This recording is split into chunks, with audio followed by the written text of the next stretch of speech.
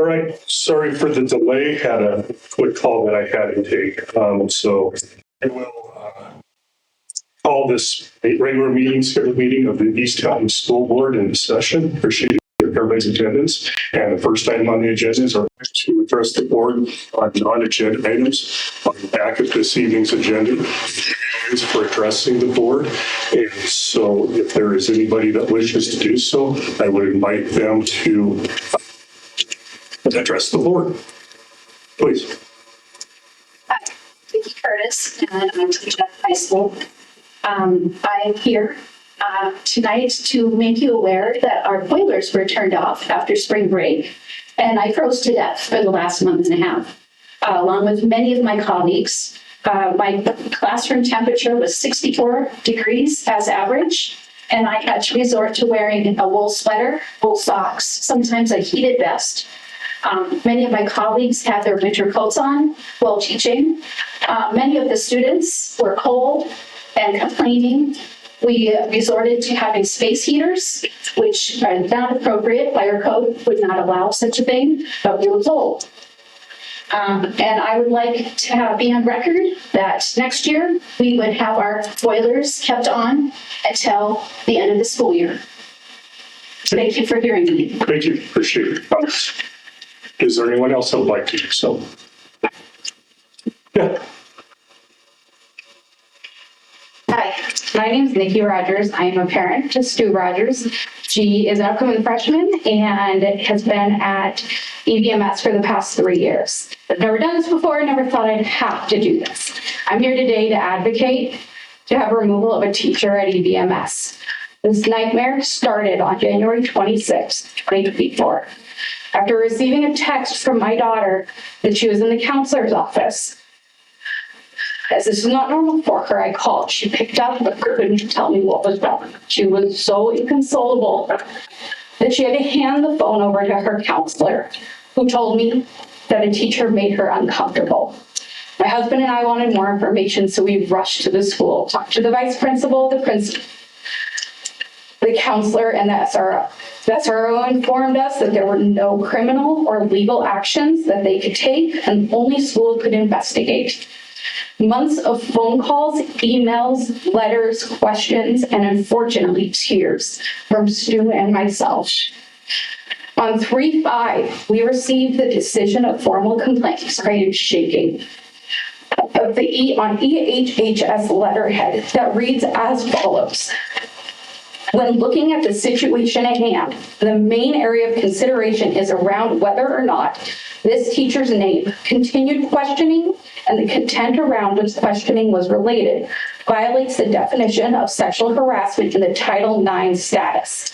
This is defined as unwelcome conduct as determined by a reasonable person to be so severe, pervasive, and objectively offensive that it effectively denies a person equal access to the recipient's education, program, or activity.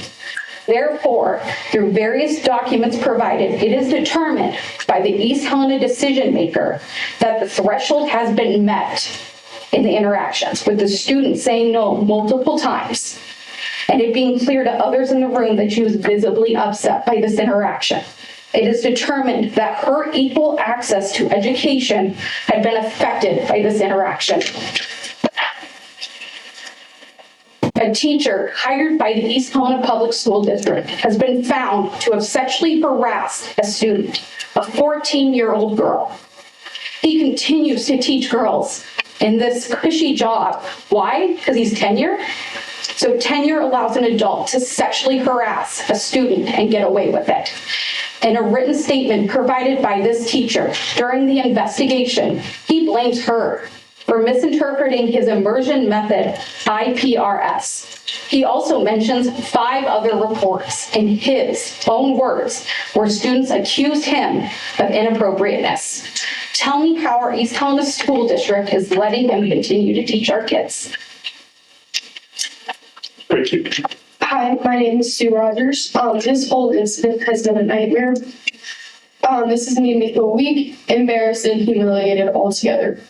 And even when saying no, he kept pushing, pointing at me. I clearly wasn't comfortable. My face was red. Tears were streaming down my face. Other students in my class saw they were mouthing to me, asking if I was okay, patting my back, trying to make me feel more comfortable, and giving me comforting glances. When I had a chance, I got out of the classroom as quick as I can and went to the counselor's office.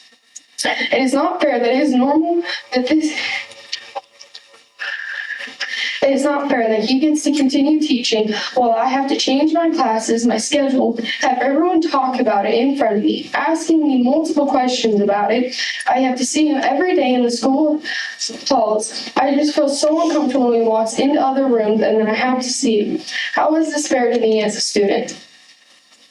Thank you. Appreciate your comments. Are there any other individuals that would like to address the board?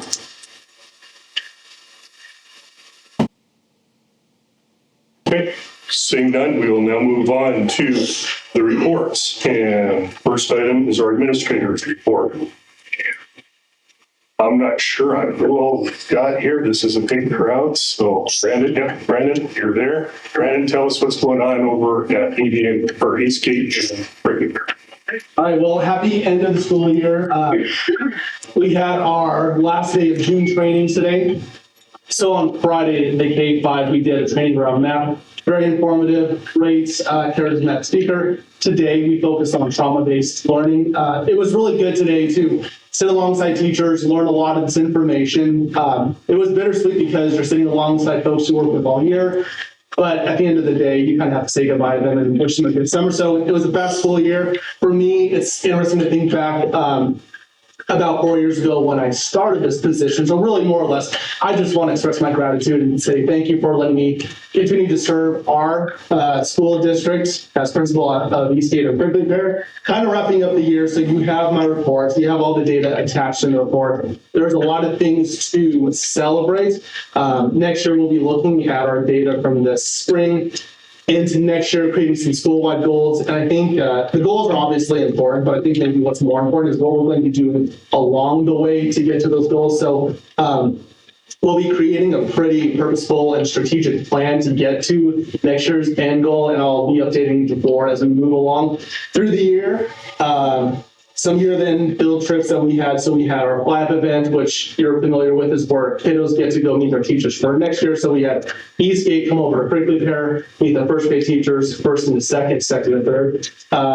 We had our first grade go to Clark's Bay for their annual day at the beach, which was a lot of fun. And then second grade went to JFK. And then the last thing that's not in my board report, but I thought I'd just let you know, is this weekend they just started on the second grade playground. So I know for the past few years, I was giving a lot of information and updates about like getting playground equipment. And now I'm going to go kind of in reverse a little bit. So we're going to take all of that out and all the dirt out. But ultimately, it's going to leave us in a much better spot. They're going to do a lot of like lead mitigation, put down. I think currently the plan is sod.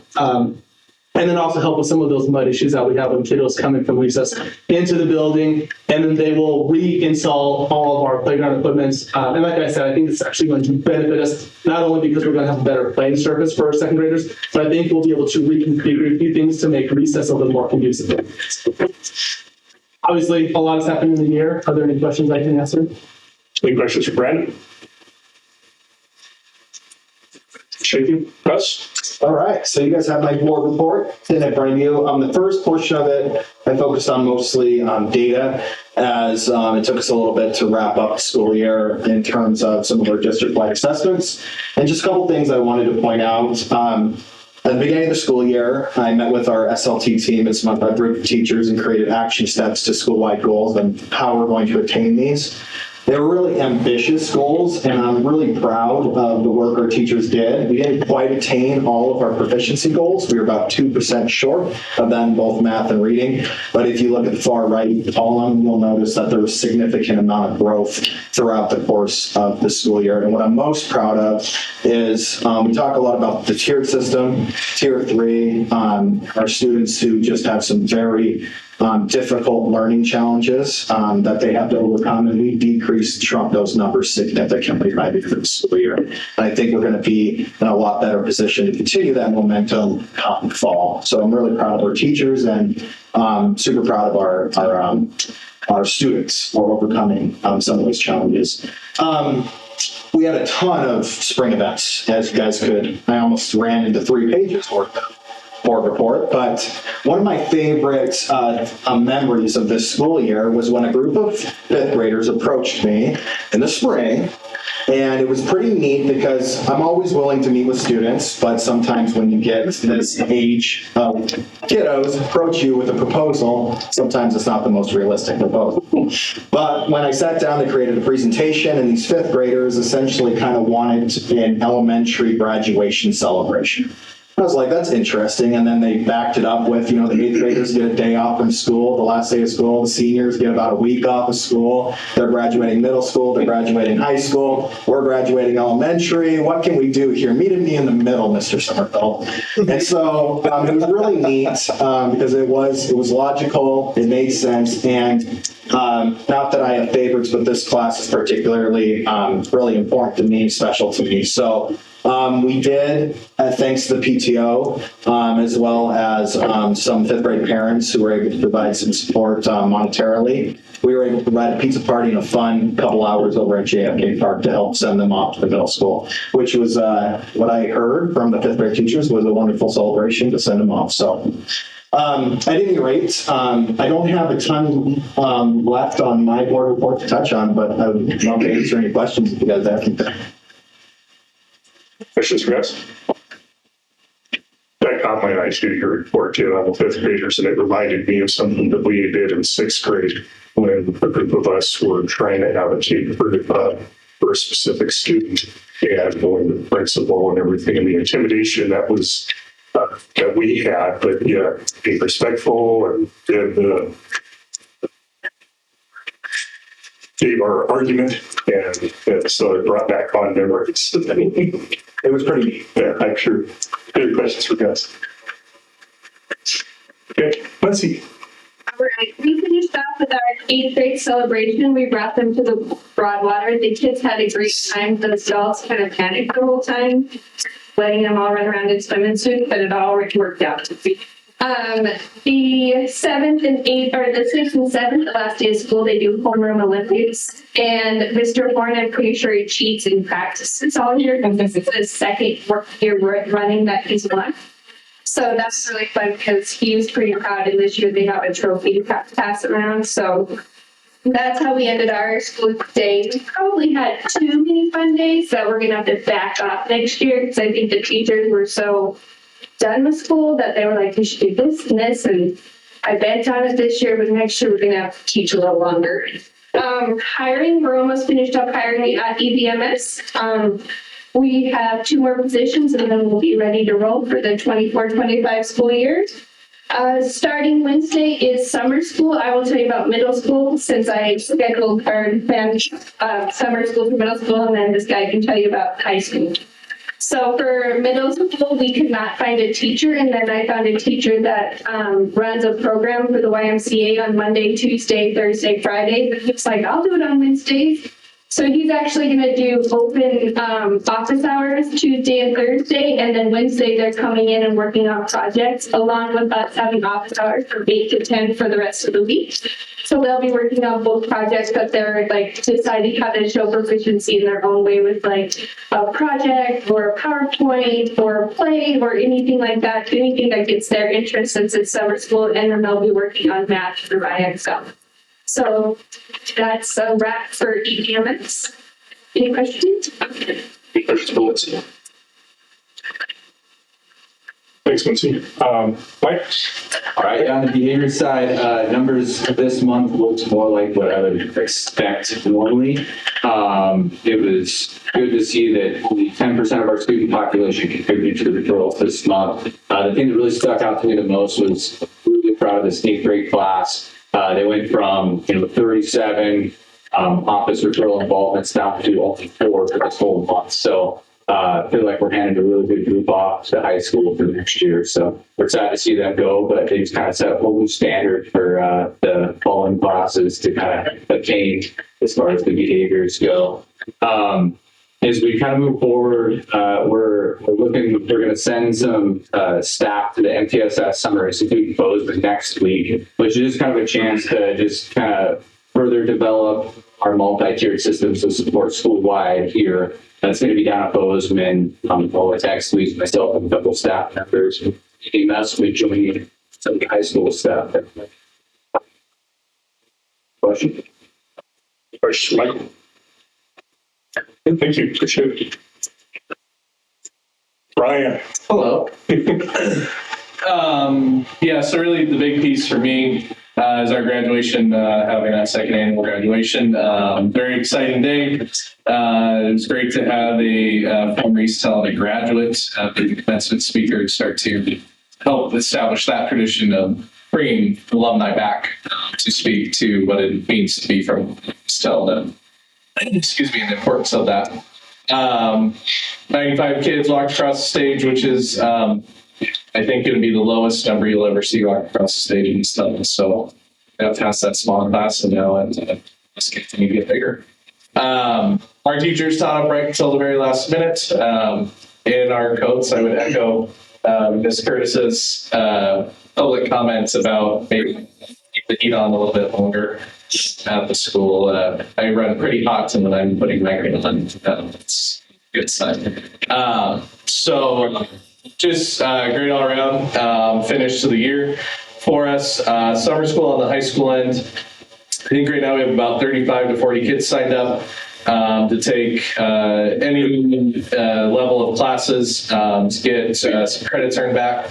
We're going to do a similar structure to what we did last year with that. Kids will come in 2-hour blocks and we'll have specific teachers for content, core content areas to teach and monitor the learning for that over the 20 days that we have them in there.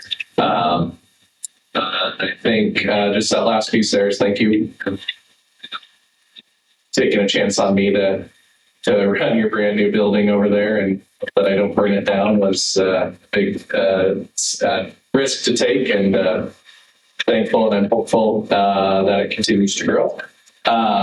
Wayne and I have started to meet with Ms. Clock and Mr. Condon, and very hopeful for the continued. Thank you. Thank you. Any questions for Brian? No, thank you. You will be missed. Just in case you didn't get that from us. Brian,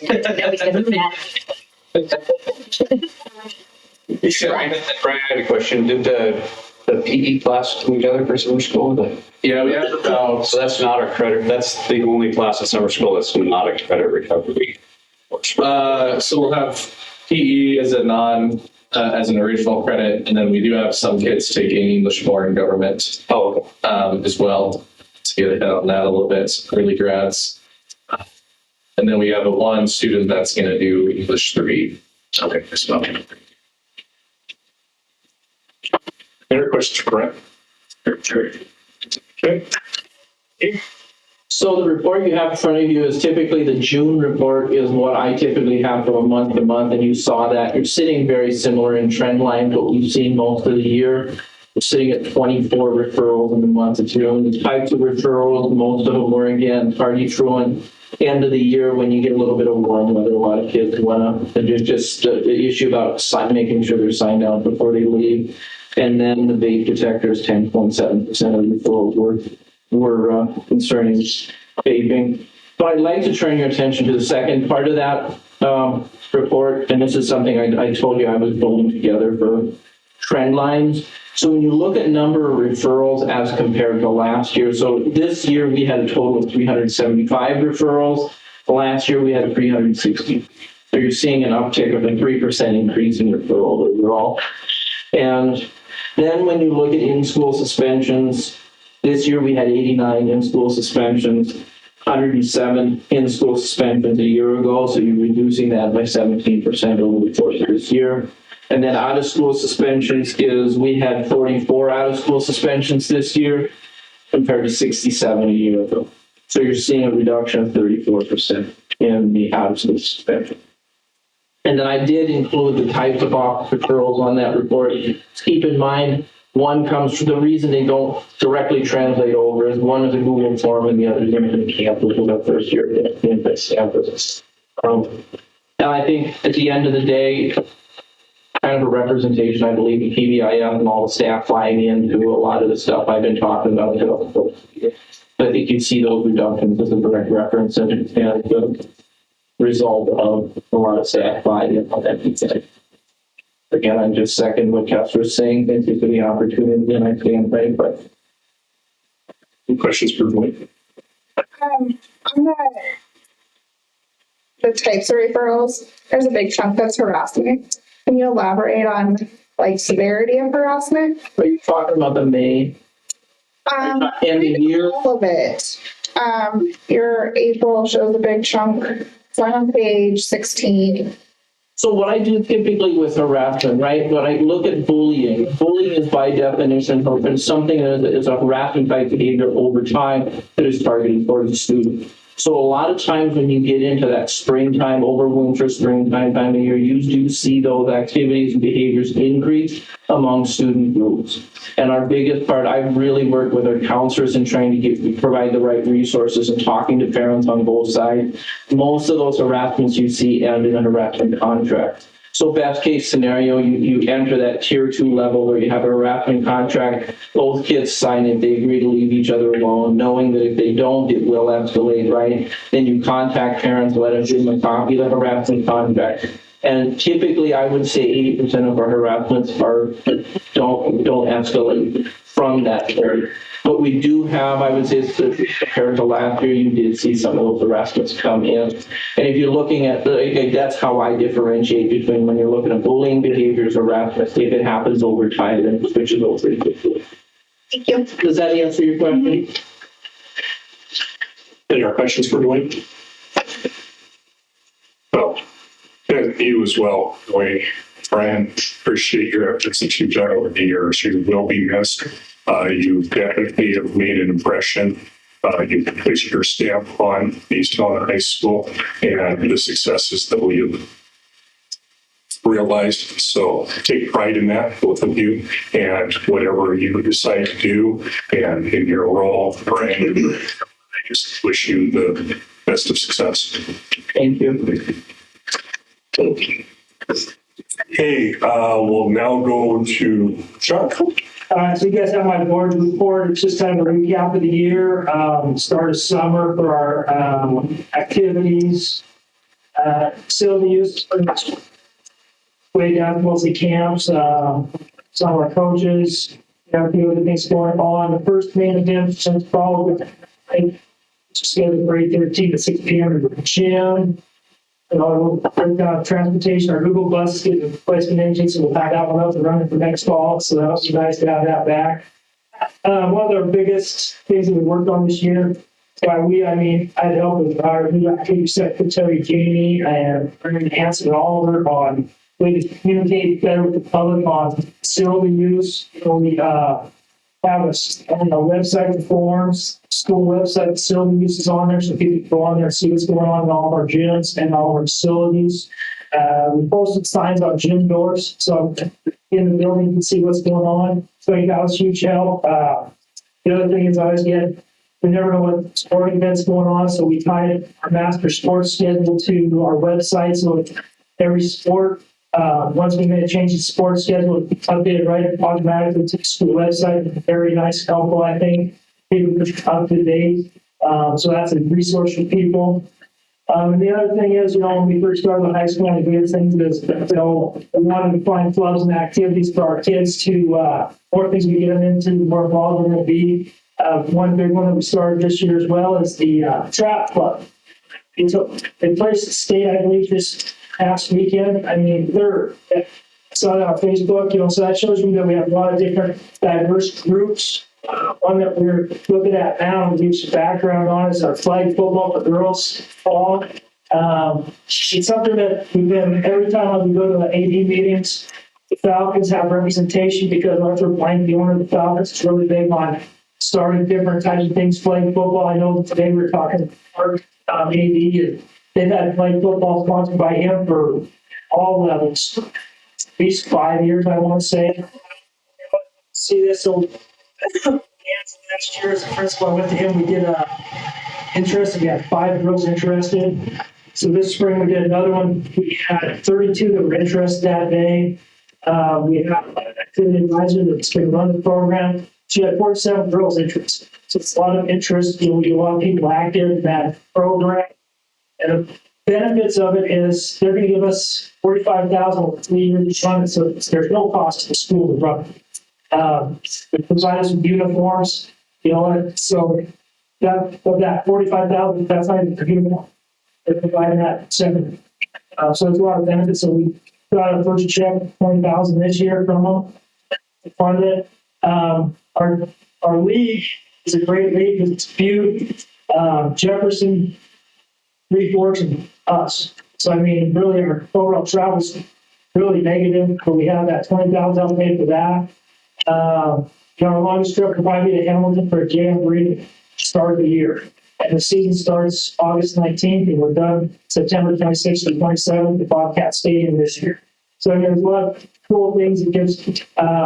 We're going to get the MOA officials. We're already excited to do fundraising, like our other club fundraise. That's just a great opportunity. And one of the biggest pushes, this is going to be an Olympic sport, 2028. So, I mean, you never know. We might have a talent playing football player in the Olympics 2028. The last time that he's telling a guy with Brian Schwaney's, he could be half bar in the trials. So, I mean, it can happen. So that's just a little background. I mean, it's a good opportunity for our kids. I mean, there's definitely a lot of it. Okay, any questions? Any questions for Sean? I just have one on the flag football, and only because it was advertised as a coaching position. Has that since changed, or is that paid through for the grant? Paid through the grant. Okay. Everything's through the grant. It's no cost to us. And then, so as that grant goes away, then it's up to fundraising? Yep. Or is it continue? Okay. Thank you. Any other questions for Sean? Brent, you're up. Yeah, year's finally over. Excited for the summer. Not as many projects this year. Would have been really nice to have the foresight that Oliver was coming on board before biting off as much as I decided to chew last year. But the first things we're going to hit are state reporting, which seems to grow every single time I open my email from OPI. I think we have 5 different things to certify, so we'll get cranking through that. I'm just waiting for all grades and that kind of stuff to be submitted. We have about 10 days to get that done, but it shouldn't be too bad in an infinite campus. Most of the data is there. We just need to make sure it's all clean. And then we are also, last year, our previous website provider, Blackboard, was bought out by a company called Finalsite. I think they had about 30 times as many school districts under their umbrella than Blackboard did. So they carry a lot more weight and, I guess, technology in their infrastructure. So we were going to be forced to migrate to Finalsite anyways, but we were able to, as part of the negotiations, keep the Blackboard deal with the whole Finalsite package. So we signed a 5-year deal with them at the previous rate. So we're probably saving ourselves about 50% off of what Finalsite currently charges other school districts around the country. So we'll start that migration, and hopefully by the time school starts up, we'll have a nice, shiny new website to work with. And then with that, we also are working with the feds to, we acquired a new domain. So we will be moving away from ehps.k12.mt.us to ehpsmt.gov. So things will get shorter and sexier. Wow. Which incidentally are 2 things I'm... Any questions for me? Not out bad. Do you hear? That's a showstopper, gravity. You're welcome. Any questions? Any other questions? Yeah, well. Okay, I think that hits it for all of our administrative staff. So I think we can now move on to trustee and committee reports of the board. And I don't believe that there were any of the subcommittees that met since we had last met. Just as a quick little update, Marcia and I attended the MTSBA's General Assembly last week. We did not have a quorum, so come next month, we'll have to, each of the member districts will have to have a formal vote internally and then report those results to the MTSBA to get our business taken care of. But other than that, it was very productive. 2 or 3 days that we had, some good trainings were available. There's some exciting things going on, especially on the front of how the association advocates for school funding. And there should be quite a bit more discussion coming in the near-term future on how the state administers A and B and quality educator and basic entitlements. And there's the whole, it's a reevaluation of the entire funding mechanism that the state uses. So that was a big portion of the conversation. And then next Monday, I will be part of the Legislative Education Committee to discuss innovations and improvements on education within the state of Montana. So I'll be have a seat at the table and we'll be a productive session. So are there any questions or comments from me? Yeah, cool. Any like information that meeting was like the projector that's trying to go to in terms of like what the state is looking to do. Is there any feeling that any goal? I'm sorry, you're going to have to, I wasn't sure if I caught, are you talking about the funding mechanism or are you talking about Yes, the interim committee? Yes. Funding, okay, funding.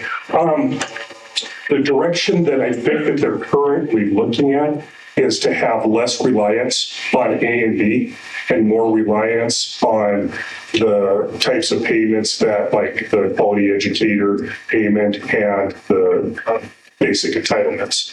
One of the things is that they're talking about backing off the amount of each basic entitlement, but increasing the number of basic entitlements that get extended. So the net effect of the funding won't necessarily, doesn't necessarily reflect an increase or a decrease for that matter, but what it does is it attempts to even out some of the problems that we run into when, say, a school district, drops 20 kids, then all of a sudden you're talking $160,000 that needs to be made up like that. I mean, it's pretty substantial. So they want to try to reduce the reliance on A and B formula and look at it more in terms of the lump sum fashion.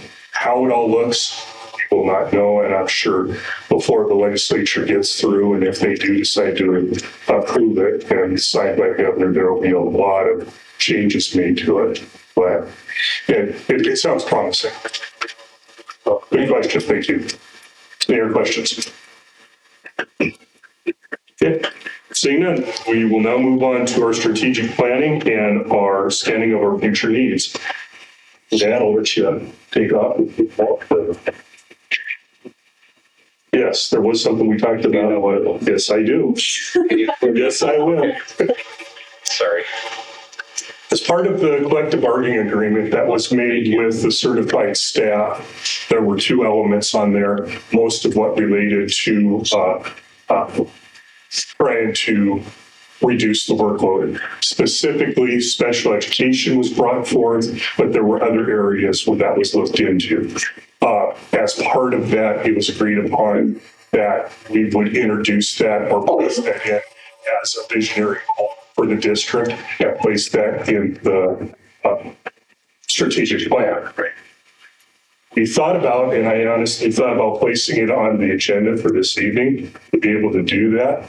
But then after speaking with the superintendent, we thought it might be more beneficial to do it at the beginning of the school year so that the teachers or the certified staff that were part of that conversation could actually be there, bring in input, and help us refine the language that we would be doing in there. So it was an attempt to, we were afraid that it might be looked at like maybe we were trying to do something while they weren't there on some break. Yeah, and that was never the intent at all. It was kind of we want to do it as quickly as we can, but yet we want to do it in the most efficient and most productive way as we possibly can. So that was that. I think that was probably what you were thinking of. That is what I was. Okay. So, are there any other thoughts or considerations that we should be making on our strategic plan this time?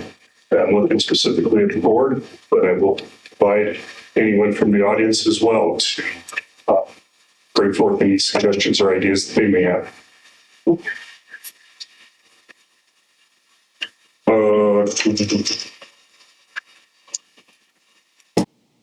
Wouldn't hurt. I thought we could talk about it in July too, once we're off. Yeah, Since it's kind of in the air, right? yeah. You don't mean to talk over, Blackboard. there was a project, East Helena Sidewalks project that was part of a transportation alternatives program that's through the Whitehead Department of Transportation. And that program would be providing sidewalks for an area of town. And so there's some mechanics that are going on, and we'll have more reports at our July meeting. Okay, if there's no other thoughts on our strategic plan, we can move on to notifications and retirements and resignations. Right, and they are in the board packet. Item number 4 under reports, we had 5 retirements and resignations since our last meeting, including the middle school secretary and of course Mr. Kessler, who we talked with earlier tonight. Heather Countryman stepping down from the Tiger program. Carly Olson, who's here tonight, is taking her place.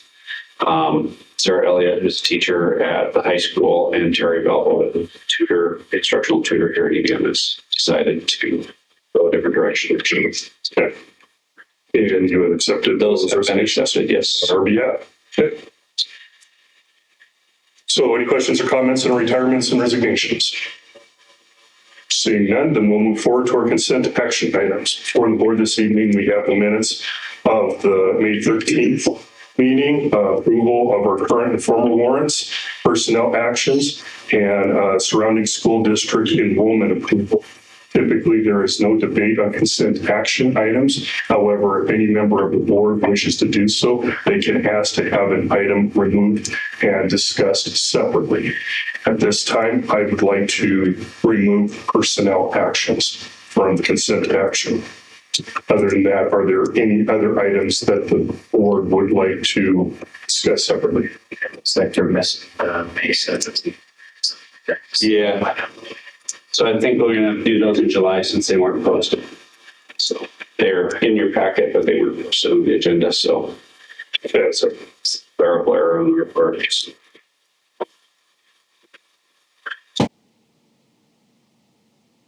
Okay. That doesn't change the consent. No.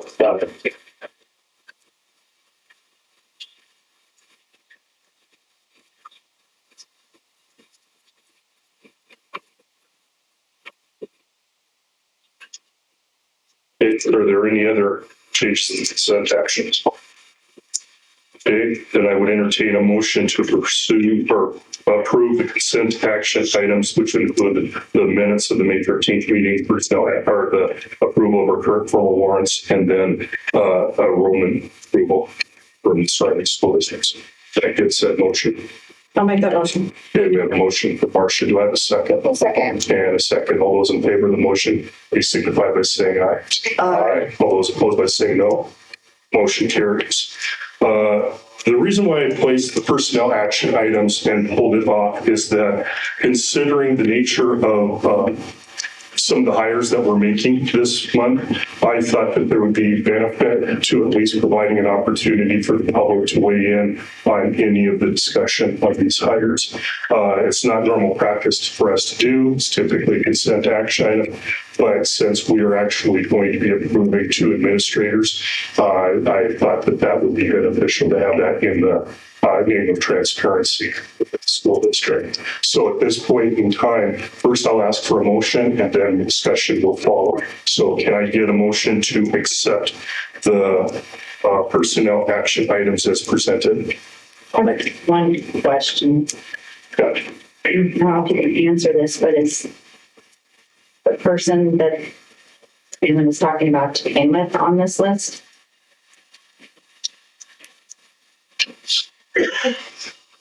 Sure, what we're talking about.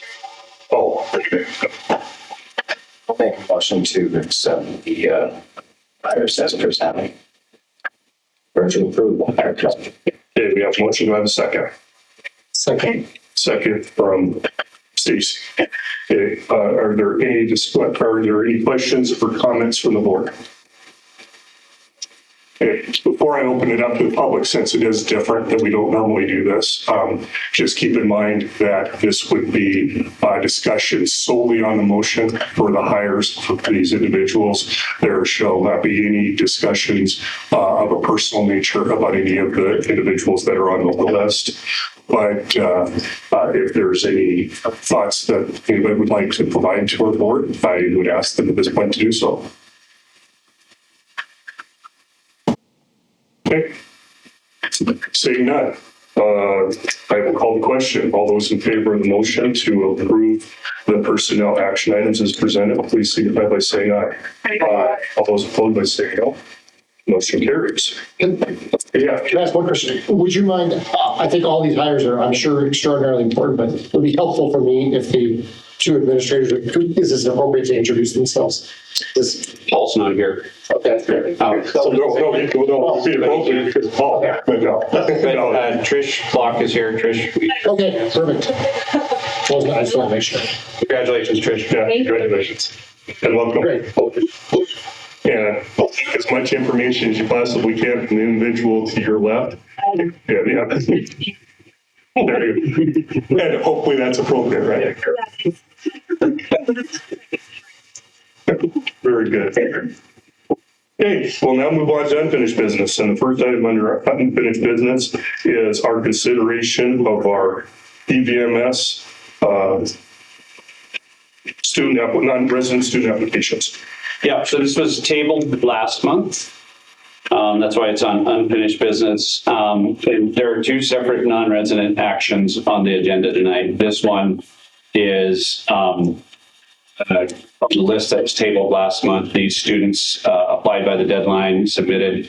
The reason I believe that we decided to hold off on it was we were waiting to see if we were going to be able to fill the EVMS computers position, which we have decided to do, which has alleviated some of the anticipated crowding at the middle school. At this point, we're comfortable recommending to the board that we approve these non-resident students.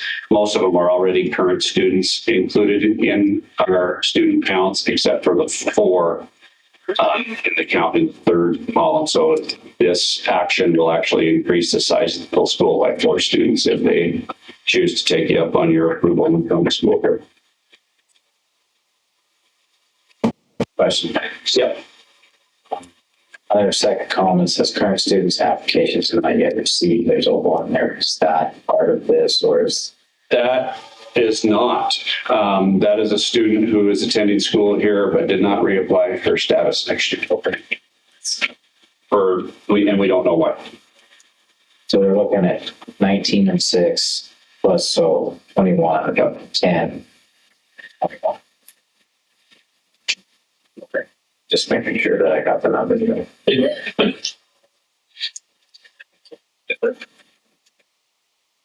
So at this point, I would entertain a motion to approve the non-resident application for the grade 6 through 8 as presented. We'll make a motion to approve the non-resident applications, 6th grade, 7th grade, 8th grade.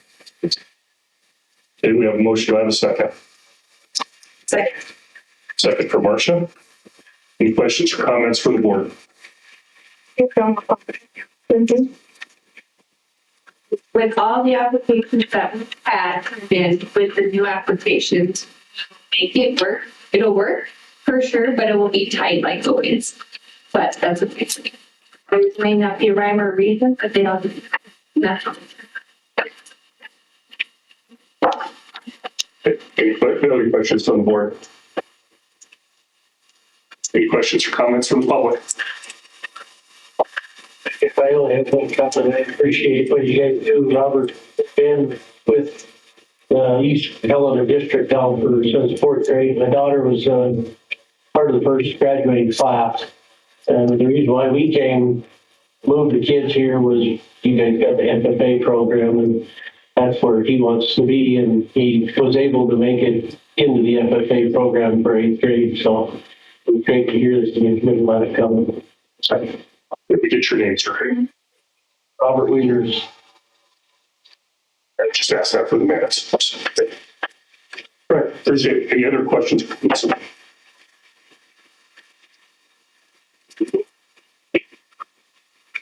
Yeah. Check. Well, we have. But Tyrell had a check.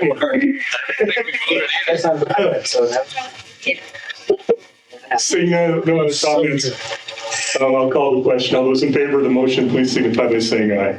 Aye. Saying no, motion carries. Yeah. Well, there was a check mark.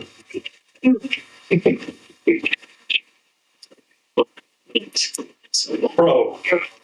Okay, moving on. We've got an update on our charter school and a consideration of our staffing plan. Yeah, so what's going on is that we have submitted all our documents to, this whole process was kind of hobbled by a little bit of official court action late last winter, early spring. Since then, the judges ruled. OPI has taken a slightly different approach to approving the opening of the charter schools and reduced some roadblocks. Our paperwork got turned in before the deadline, but it was late in the process. As of May 30th or 31st, I checked with Christy up at OPI to verify that there were no issues because June 1 was OPI's deadline. And she assured me that our paperwork's been received, everything's in order. We still have not received our new funding spreadsheet, which should include the additional base aid for the 227 Academy. And Jill is out this week. You'll probably come to her. She's not out this week, but she's at the Massapequa conference down at Butte. So what we're looking at is, so first piece of the puzzle is that we have a verbal that we're approved through OPI.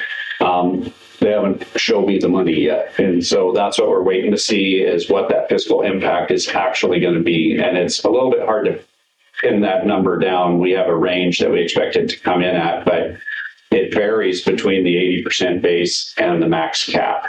And so knowing that we're at about 86% of the base, we can guess pretty close to where it's going to be. There was a question too about whether they were going to consider our middle school enrollment for the base aid middle school payment in addition to the base aid high school payment. And we're waiting to verify that that's the case. So, I'm meeting with Lindsay and Brian tomorrow to talk strategy for the 227 Academy. They started working last spring on student referrals and possible enrollments. This will be an ongoing process throughout the summer and into fall to stand the school up and get it going and bring it into existence. And one of the things that we're going to need are some staff that are either partially or fully dedicated to running this program or this school. I gotta call it a school, not program. And so in your supporting documents, I included a portion of the original charter school application that includes the staffing plan, the 5-year staffing plan. And what I'm asking for tonight in terms of action on this item is a motion for board action that will allow the superintendent to move forward with the staffing plan as funding allows. So once we get that funding spreadsheet and we can see the differential between what we thought our budget was going to be next year and what it will be with the 227 Academy included, we do have to set up an entire school budget for it in Black Mountain, and it'll actually probably end up being two, one for the middle school portion and one for the high school portion. And then we'll have to budget all the categories in there like we do for all our other schools. So supplies, utilities, you name it, and including staffing. And once Jill and I get a chance to work through that, we'll have a pretty good sense of how much of this staffing plan we can actually afford to pay for. And then how we're going to bridge the gap if there is a gap. And so I generally wouldn't go out and just start hiring new positions without talking with the board. And I don't want to wait, or I was hoping not to have to wait until after the July board meeting to start advertising and hiring. So if we can agree to take action as funding allows, we will be able to move forward and start filling some of these essential positions for our new school. Explain that. Yes, you did. Perfect. So I would make a motion. Yep, that would work. I would like to make a motion that authorizes Superintendent Briskman to fill positions at the 227 Academy as funding allows. I'll second. And we have a second from Marcia. That was good. That's impressive work. Any questions or comments from the board? Any questions or comments from the public? Seeing none, all those in favor of the motion, please signify by saying aye. Aye. All those opposed by saying no. Motion carries. Okay, final item under unfinished business is board committee appointments.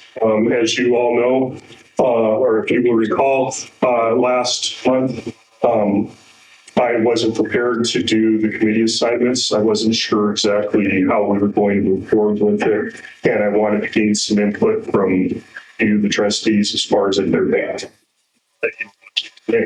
I received a couple of points from Stacy and from Tyrell, but for the most part, there were no other questions or thoughts behind that. Considering that the quote unquote heavy lifting for the bargaining groups, the certified and classified, have been done, and we probably won't be looking at much interaction for at least 2 years in the classified side and 3 years with the certified staff. I didn't think that there'd probably be much left on those anyway, and so it really did make a lot of sense to reassign individuals for something that wasn't their need. Maybe later on in the next year, as we get a little bit closer, either myself or whomever else is the board chair will go ahead and consider that position. So, and long and the short of it is that I did not make very many drastic changes on that. I did get rid of some of the committees that were what I felt were obsolete, and so some of the other ones might be taking out those roles. But in the meantime, I'll pass out the committee assignments and let's take a look at it, comment if you wish.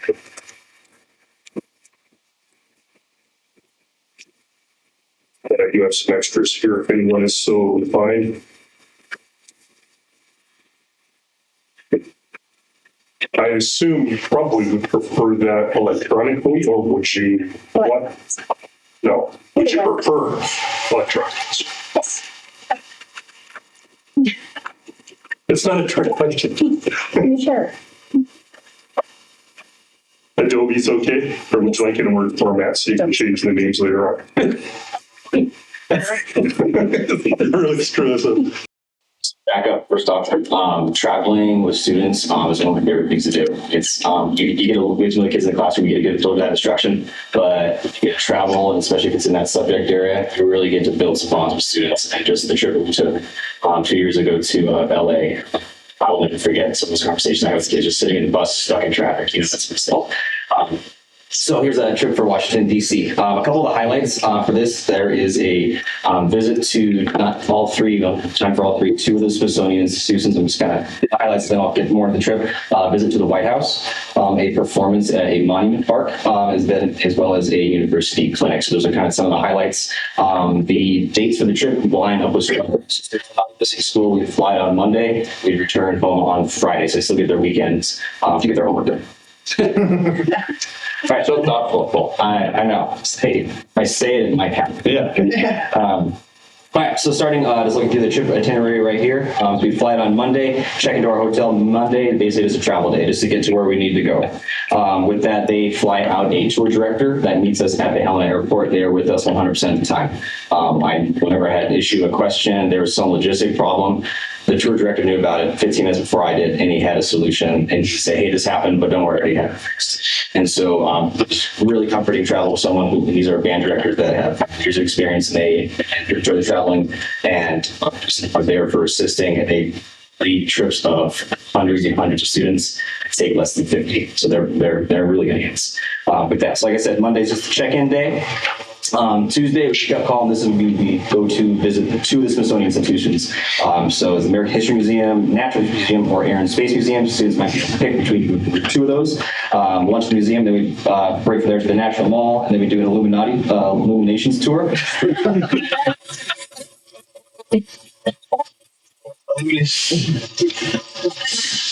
All right, Illuminations tour of all the monuments at night after dinner, and then we get back to Kirby. Second day we wake up, this morning we left breakfast at the hotel every day. It's provided. Meals are provided throughout the trip. Throughout fundraising, I can answer questions again about that. So second day, on Wednesday, we will visit the Holocaust Museum. That'll be a large portion of that morning. Getting in there. After that, we'll get lunch, and then we will have a performance in a university clinic on this day, this afternoon. It'll start, might flip the order, going to a university first to get a little bit more time with that clinician, that professor, and then taking that to go perform would be the ideal. And then a couple of the universities we're looking at are Howard and Georgetown. Both have really reputable programs. They're very historical schools, so it'd be nice to see those. Afterwards, we get pizza back to hotel Thursday. Last day of the trip, we start with the White House visit, and then we would do a walkthrough of the Ford's Theater, which is where Abraham assassinated. The National Archives visit. And then we have a Arlington National Cemetery drive out. We'll get boxed lunch so that we can eat. It takes a little bit to get out from where we're staying at our hotel. And we'll get back and change. Then we will have a concert of either the National Symphony Orchestra, the National Philharmonic Orchestra, or the Marine Corps Band. One of those three. I wish it was all three. It'd be awesome to get all of them all. And then Friday, essentially wake up, check in the airport, and fly back home. I talk really fast through that. If you have any questions, please slow me down. A little bit about the finances of this one. So right now there's 2 complimentary tickets included. Last time we traveled, I lowered that just to 1 just to cover mine going through. The second one is for more of an admin, or if there's any upper level that would like to travel with the group. So lowering that would make the cost go down even more. But right now the price per student is about $700 less than the LA trip. I just wanted to, just for where we're going, a lot of the access is very low fees to enter a lot of these museums. Some of them are even free, and working with students and whatnot. So I was trying to be budget friendly on this trip, trying to get more students to go to the place and do fun things. Including with this, it's round trip coach airfare, nights and hotel meals, any vouchers, any gift cards for paying meals. And again, all travel expenses are covered. One thing I do want to point out is the dates for the payment schedule. I still have to submit a letter of intent if the board does approve this travel request. So all the dates on here will get shifted, and I can share them with you if you'd like. One thing that's really new, we're on page 4, I think, or 3.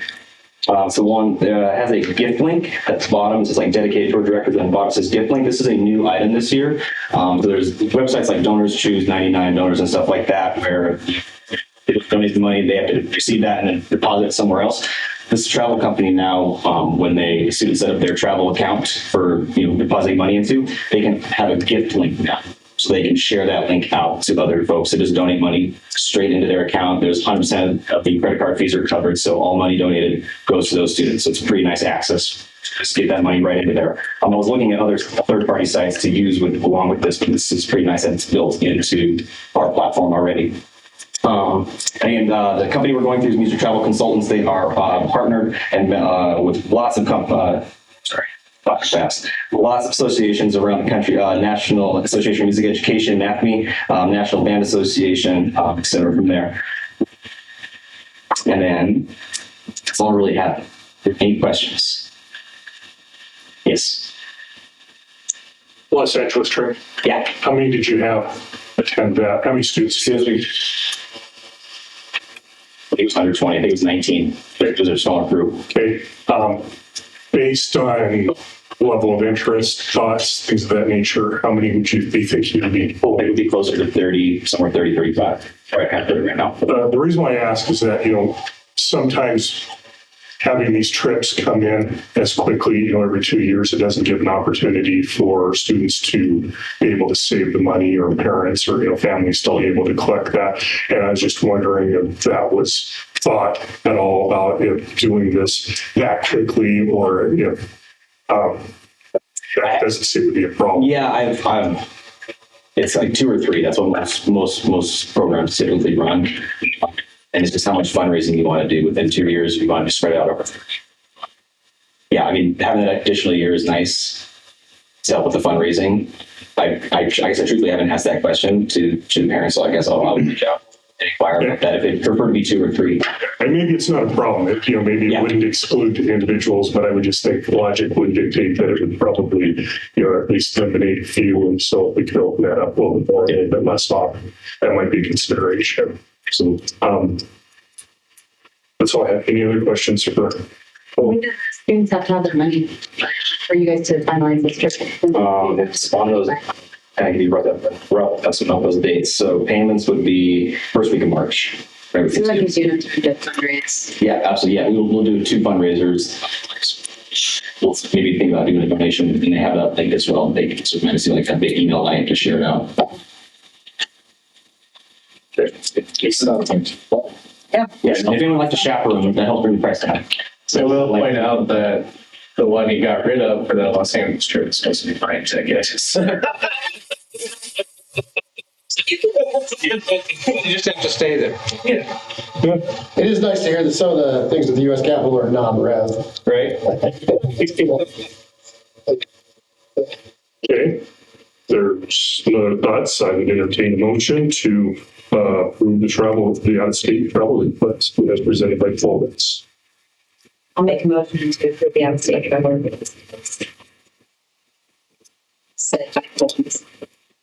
Motion, do I have a second? Second. Second from Marcia. Any additional questions or comments from the board? Well, thank you for being willing to do it. It's awesome. Absolutely. And the corollary to Scott's point is that, if you do it every 2 years, then there are more opportunities. If there is enough interest, I mean, I understand there may be pressure.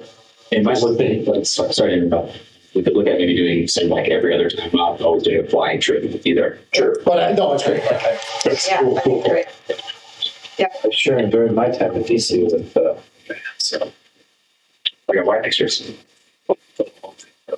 He was towards the end.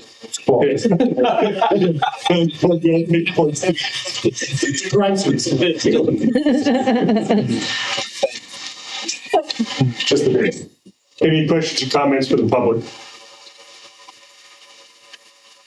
Seeing none, I'll call the question. All those in favor of the motion, please signify by saying aye. Aye. All those opposed by saying no. Motion carries. Go ahead, save some do some money.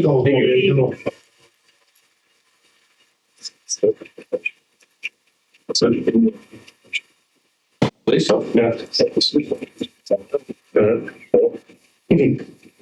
Okay, next item on the agenda is an update on our summer school program. Okay, Lindsay and Brian saved us a little bit of time by covering the middle school and high school as part of their reports. So I'm going to ask Gus to kind of round it out and report to us about what is planned for our Summer Pals program. Yeah, the lucky thing about our Summer Pals program is that it's been established in the East Colony District for, over a decade. I would have to defer to Dan. Tell me the exact time, but I would say almost close to 20 years. 2 decades. I meant to say 2 decades. Yeah. Yeah. But it's a pretty well-oiled machine. It's pretty well established within the community, particularly with families who have participated in it before. But it follows a pretty similar structure from year to year. But if you don't remember what I said last June, we do have about 120 students. And it seems, since I've stepped into this role and been a part of the Summer Pals program from the administrative side, it seems like our referrals continuing to go up and up. And unfortunately, just based off of staffing, we do have to turn some families away because we do have to create a prioritization list of we're trying to use the program for our at-risk population as well as our academically struggling students too, which I guess is included in that at-risk. But with that, it is summer, so we do want to infuse some opportunities for those kids to do some things that maybe they typically otherwise wouldn't be able to do, such as weekly field trips, as well as our partnership with East Colony Pool to incorporate swim lessons. And then in our afternoons, we try to really focus on the STEMs. STEM projects as well as art projects, so on and so forth. And our teachers, starting about 2 or 3 years ago, started actually doing STEM Tuesdays, where one teacher facilitates a learning activity for all classes. Actually, it's a group of teachers that do it for all classes. Some of my favorites were they with limited supplies, they were instructed to create a bridge that could hold the most amount. It was really neat because we had a group of second graders beat our fifth graders who were kind of sore losers about it last year. But it was still fun overall. Some of our field trips include heading to Montana Wilds. We have an inside contact there, which was nice to put together because if you know anything about Montana Wild, they offer some really good education, fish biology and understanding how our water systems work and how to treat our water systems here in Montana. We're heading over to Grand Coors Ranch and Deer Lodge, one of the oldest ranches in Montana. We'll go into the Lincoln Nature Walk. We're going to do a historical downtown Helena field trip, as well as we'll round it all off at JFK Park with a fun swim and a field day over at the park on the last day. Last thing that I want to touch on is there have been some things that have changed due to House Bill 352. I'll work with Brandon to help with educating me on how that'll affect our summer program moving forward. It won't affect much this year, but it might change some of our systems and operations on how we qualify students. And some students are required to pay if they're not free or reduced lunch. We may not be able to do that in the future, but due to House Bill 352, we will be able to collect 0.25 A and B for those students who qualify and participate. Right. So, yeah. Does have any questions for me? Any questions for Gus on summer school program? What did the second graders do? So they had the same amount of materials, and they just were able to engineer their bridge in the right design. So also we connected some string to just some lead weights at the bottom, and we kept track of the weight. And once they folded and break, we just counted that weight. And the second, honestly, but they kicked their butts. So congratulations on the Prickly Pear teachers and whatever they're teaching. We are struggling with the Department of Transportation hiring bridge engineers. Very, very big. So start throwing applications out. We will consider them. Tyrell laughed, but I think he knows the truth in what I'm talking about. Any other questions or comments for Gus on some school program? Thank you. Exciting stuff. Okay, we'll now move on to the notice of award for our EPA bus grant. Yeah, so this is the EPA rebate program. And so the difference between the rebate program and prior grant programs, one of the biggest differences is that we don't have to handle the money. So the EPA pays the money directly to the manufacturer.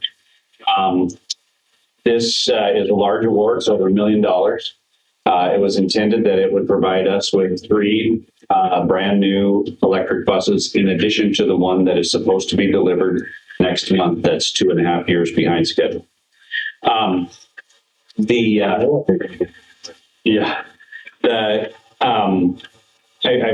had a Zoom call last week with our production team at Lion Electric. I've got another one scheduled for this week.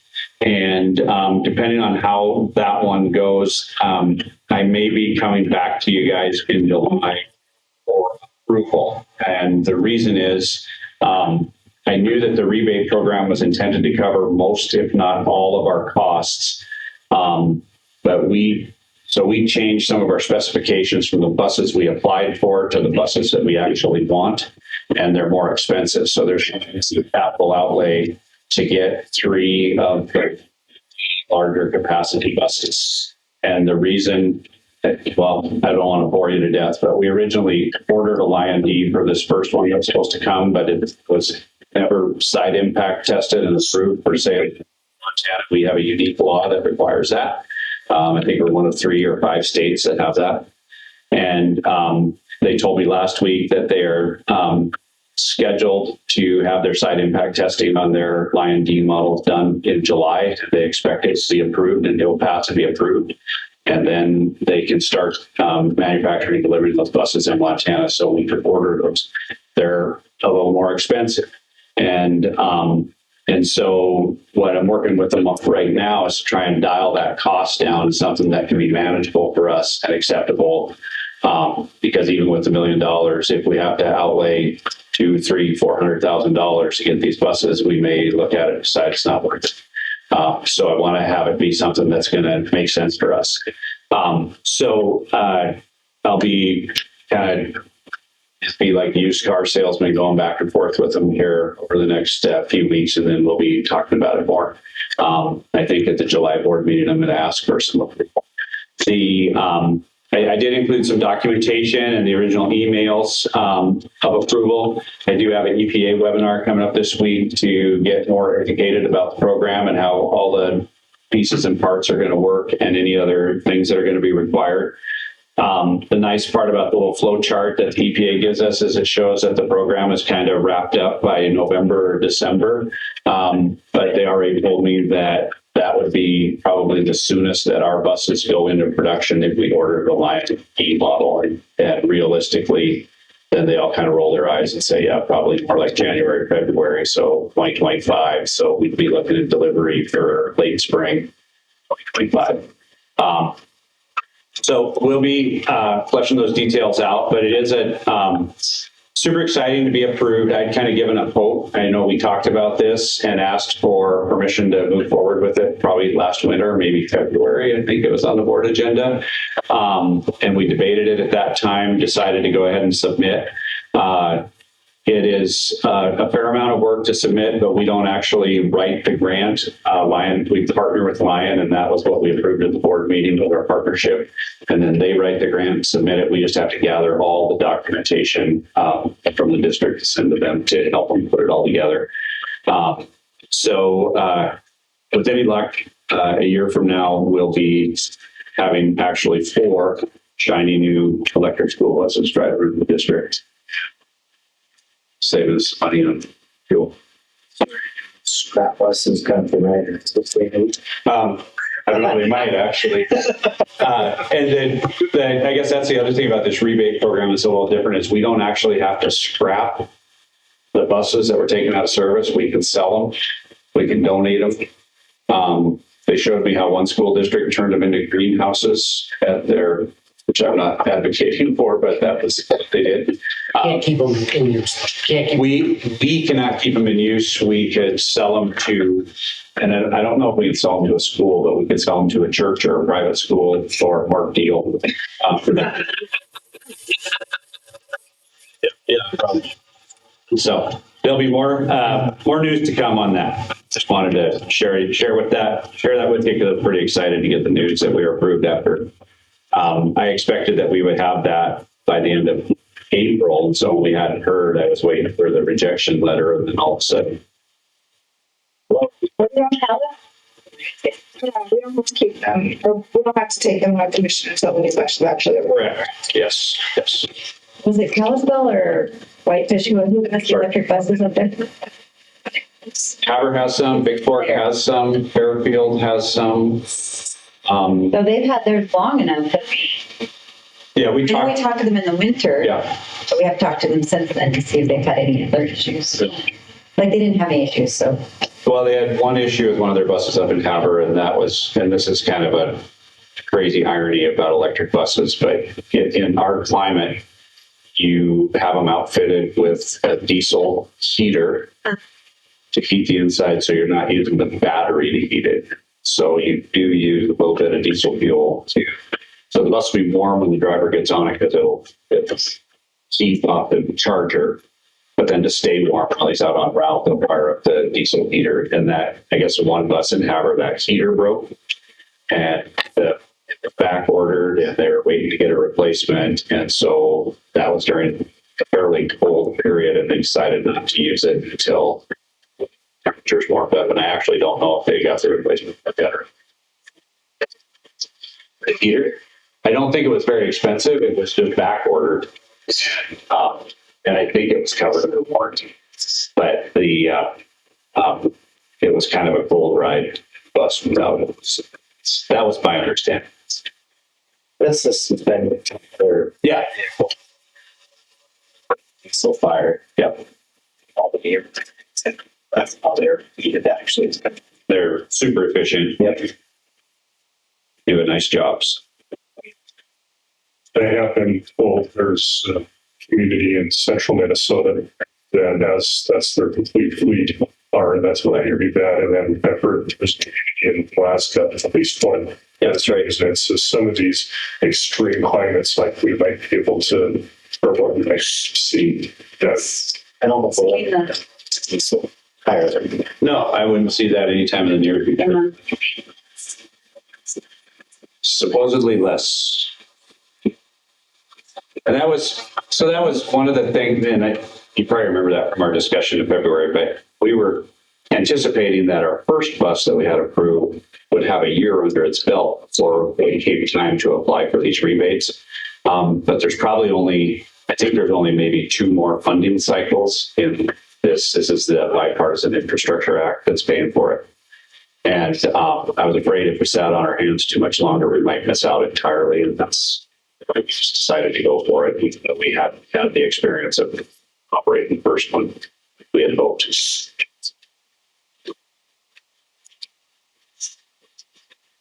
So, and Dan alluded to this, but if anybody is interested in joining that webinar, it's scheduled, it looks to me like on Thursday from 1 o'clock to 2 o'clock Eastern time. So that would be 11 to 12 our time. So if anyone is interested in that, just ask Dan and he can forward you the email and link to that. If you have any additional questions from the outfit.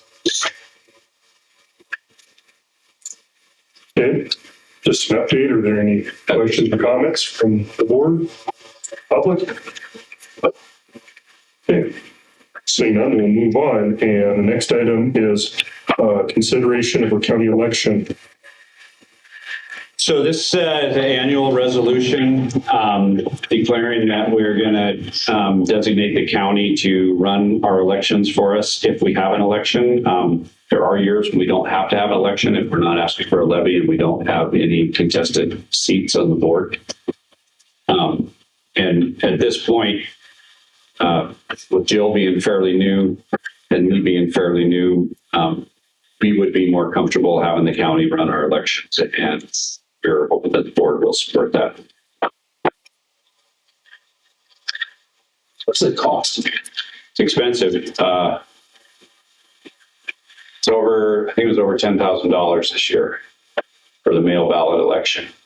It's not free if we do it ourselves because we have to staff all the polling places and pay judges to work about 16 hours on that day, plus to come in and count ballots that night, because we can't do that ourselves. So it's probably more expensive to have the county do it, but it's, yeah. And it's, it just runs. Does that cost all the ballots, the mailing, all that stuff? Yeah, and their personnel. One of the disadvantages that we did see, and I don't know if it's going to become a problem or if it's just something that we need to accept, but in the last election, the results of the election got to us at about 5 o'clock or 30 something on the night that we certified the election. And at first, when we asked them to provide that for us for that night's meeting, because we already put it on the agenda, it was ready to go, they kind of acted like, well, you're kidding me, we're not going to get that for you. We'll need extra time. Some of that was statutory and the way that time requirements for county provisional ballots. And I don't know why that cropped up as an issue this year, other than it's possible that we didn't always do it right in the past. I did notice some other school districts paying closer attention to it after that came up, actually schedule a special meeting after their regular May meeting to certify the results of elections, reorganize the board, swear in the trustees, all that stuff. And that may be something that we want to look at next year once the calendar seems how it together there. And I believe that's probably wise that we've not had close elections, either levy or trustee. But, there's always a possibility that we'll come across and provisional ballots may be. There was tied, I think, their levy was originally tied, and the provisionals came in and they lost, or actually it was ahead. And then they did a recount, and then they lost in the recount. And so it bounced back in the first time. So they need to get it right. And maybe we'll just have to readdress our business the way we run things. But anyway, just a thought, consideration. But I think it helps the staff to, I won't speak for the staff that we have in the central office, but I think it's probably quite a bit easier for fund out that to have, not have to administer district elections. So, motion. Yes, if I could get one, I would appreciate it. I make a motion that we have Lewis and Clark County run our elections.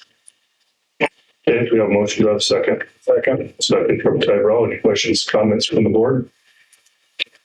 Questions or comments from the public?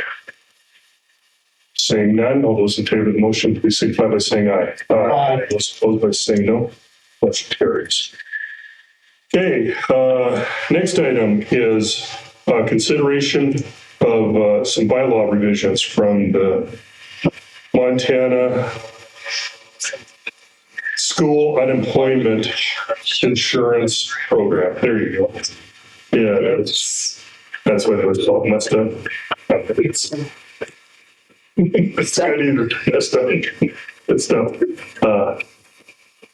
But this came about, we received an email from Laren over at MTSBA, who administers that program, and it stated that we were members of MTSUIP, and neither Dan nor Joe recalled that we were members of that. I contacted Laren specifically, and I said, "Are you sure that he's telling it is a member of that?" And she said yes. And in fact, I can even quote you how much you are paying for unemployment insurance for the district. And she did. And so then based on that certainty from her, I believe that we did have the voting right as a member to be able to do that. So they ended up passing along, and in your board packet, you have the bylaws changes and the revisions that they were proposing. And these come as a seconded motion by board of directors of MTSUIP. And so they are now just asking the member organizations to either approve or disapprove these bylaw revisions. So I don't know if There's kind of a Cliff Notes version. That's Laren's email. And then following that is the entire marked up set of bylaws if you wanted to browse through. A lot of it, a fair amount of it looked to be technical language. There is some substantial stuff in the second page of her email. None of which will be difficult for us. Yeah, I don't think that there was anything really ground shaking or groundbreaking that would affect us. One of the concerns I had, and I was going to throw this out to you, Dan, was that it limits benefit to 5 times a member's annual contribution. And Larry had mentioned to me that we had a lower than average contribution just because of probably the nature of us not utilizing that program. Do you see that 5 times limit as being a structural impediment? I don't really, no. I don't. I mean, it does say that you can increase donation or your contribution in order to increase that if need be based on your claim. But yeah, if you don't have any issues with it, then the rest of it I didn't really have any issues with. this point if any member of the board would like to make a motion to accept the bylaws changes. Actually, it would probably be to authorize either the superintendent or myself to cast the vote. Then I would entertain such a motion. I'll make a motion that authorizes Dan Scott to cast your ballot. So This just says. Why don't we authorize? Oh, and approve revision of it. Yeah. Okay, I'll start over for you, sorry. I would make a motion to authorize Dan and Scott to cast the ballot and approve a revision of the bylaws of MTSUIB. Perfect. Amy, is there a second? Yeah, second for Marcia. Questions or comments from the board? Questions or comments from the public? Seeing none, all those in favor of the motion, please signify by saying aye. Aye. All those opposed by saying no. Motion carries and take that if you can. And it is kind of time sensitive. I think we have until the 13th. So you're correct. Thursday's the deadline to tournament. And we'll have to do the same thing then for some changes for the MTSBA in July, but that's some type of it. Okay, moving forward then, we'll go on to item number 7, which is consideration of late non-resident student applications for our pre-K through 12th grade. Okay, so in your supporting document, this is kind of an interesting conversation that we're going to have tonight. In your supporting documents is a list of additional applications for consideration for non-resident status. The procedure that we approved last winter allows for late applications with extenuating circumstances. So it doesn't just blanket allow late applications, and I guess if it did, why have a deadline? But it does allow them with extenuating circumstances. In the future, it's possible that your superintendent will be confident enough about what an extenuating circumstance is that he'll just bring you those ones that have the extenuating circumstance. But I wanted to give you an opportunity to see the late applications that were submitted. These arrived after the April 15th deadline. That was new this year, and that's the other reason that we're looking at it. This is the first time that we've done this. Student names are not on here, but grade levels are on here, and that's important because we have to consider enrollment at those grade levels and our definition of quality. I guess what we have a couple different ways that we can do this. We can take them one at a time, like number 252, number 255, number 256, and do them in that manner. But what we're not doing is we're not approving or disapproving them. We're approving the ones that we want to approve based on extenuating circumstances, and we're deciding not to consider the other ones that were late. And the board has a couple different options here. One is you could approve them all. One is you could not approve them all, or you could pick and choose. If I was going to make the recommendation, I would recommend that we consider the ones that there was some type of extenuating circumstance, such as somebody was confused, or somebody, the one that comes up on here several times is the family moved out of the district after the April 15th deadline. So before the deadline, they possibly didn't know that they needed to apply for non-resident status if they wanted their child to attend here next year. So when a family moves out during the semester, by policy, the child is allowed to finish that semester, but then needs to be approved as a non-resident student for the following semester. So this is an issue that could come up, say, next fall if a family were to move and want their child to stay for spring semester. And so we have a few of those on this list. We have some folks who, and these are pre-K parents who didn't realize that even though they had an East Helena address, they did not live in the school district. So a lot of addresses north of Canyon Ferry Road that are in the Helena School District have a 59635 zip code, but they're not our students. We have a parent who says she filled out the form and turned it in, and we don't have a record of it at central office, and we can't prove that she didn't turn it in. She can't prove that she didn't turn it in, but she's very earnest in insisting that. And so those are factors that I would think that would be valid extenuating circumstance factors. Other things that I anticipate happening, and it hasn't come across my desk so far, is staff member, a paraprofessional, or a teacher gets hired late in the summer, like July or August, moves to the area, ends up buying a house outside the district, but wants to bring their child to school here. That's a situation where I would bring that one-off application to the board for consideration. If I was to apply that logic to this list, I would recommend that you approve number 256, number 262, number 263, farther down at 8th grade, number 264, and number 265. And those are the ones that have some type of extenuating circumstance, like I described, that we go up so far. The other ones on this list, as far as I know, they just missed the deadline and are late and can reapply next year for the 26-27 school year. And I'm open to ideas. Sorry, I don't remember it's. No, you're good. Start from the top, 256, that's the third one, 262, 263. Down to 8th grade is 264. Down to 11th grade is 265.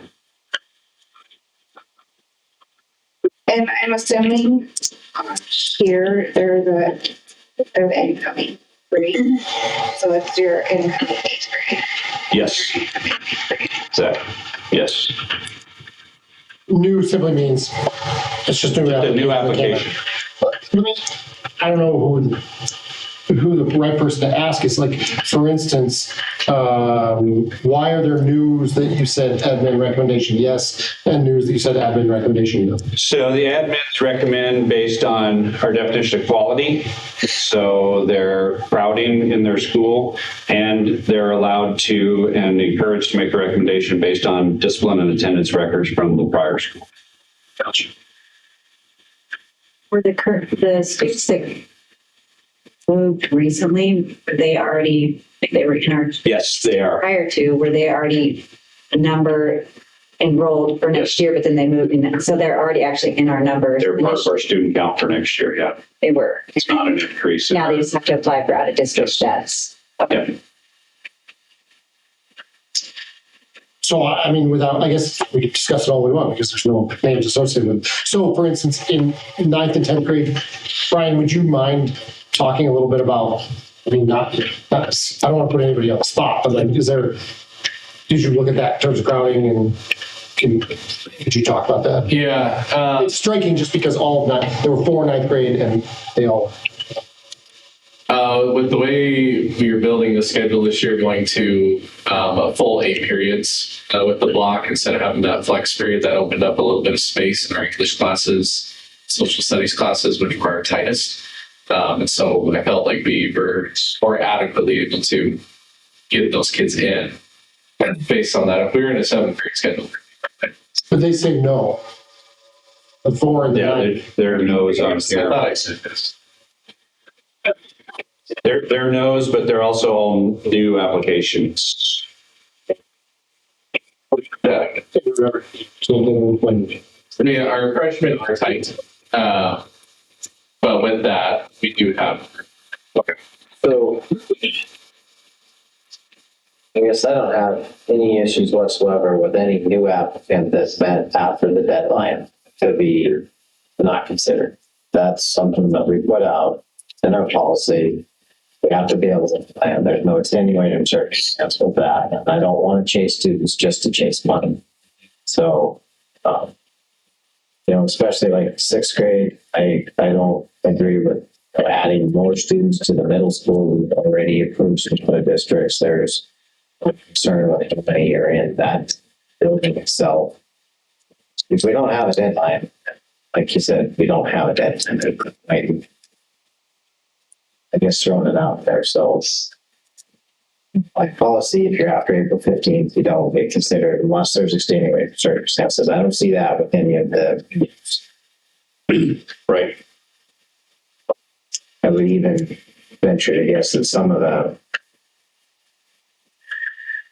recently moved ones, they've been in our system. I don't know what those circumstances are. That may be tough to ascertain, but even that,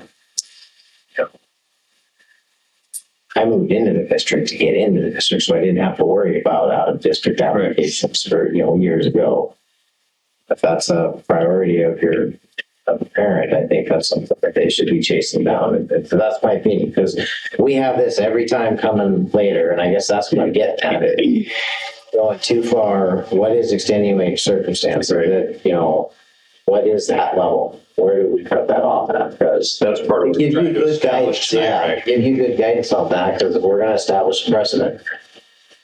But I feel like if the family was in the district and something came up and they had to move, I'm sorry to say, but moving is probably a top priority in their minds. So then they're suddenly like, well, shoot, we still want our kids to go to the district. And, we missed the April 15th deadline. It's our house closed. I feel like they're already counted in the numbers initially because they were planning on being here and they were planning on moving. Then they're not hurting anything by continuing to go to our school. We're not changing our numbers. No, and I don't think that Tyrell is disputing that. He's disputing the ones that just didn't complete the application by the time frame that was required. Well, yes, but I was trying to get at, even so current student, if you're not putting any paperwork, if you broke your deadline, you don't put it in for the IRS, you don't get an extension, they come knocking on your door. Right. They don't care if you move or not. Right.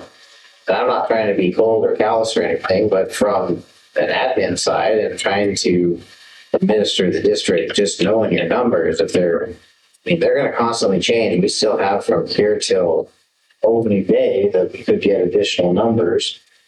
Lindsay has mentioned that the middle school is rather full. So, I know we're talking one student, but I don't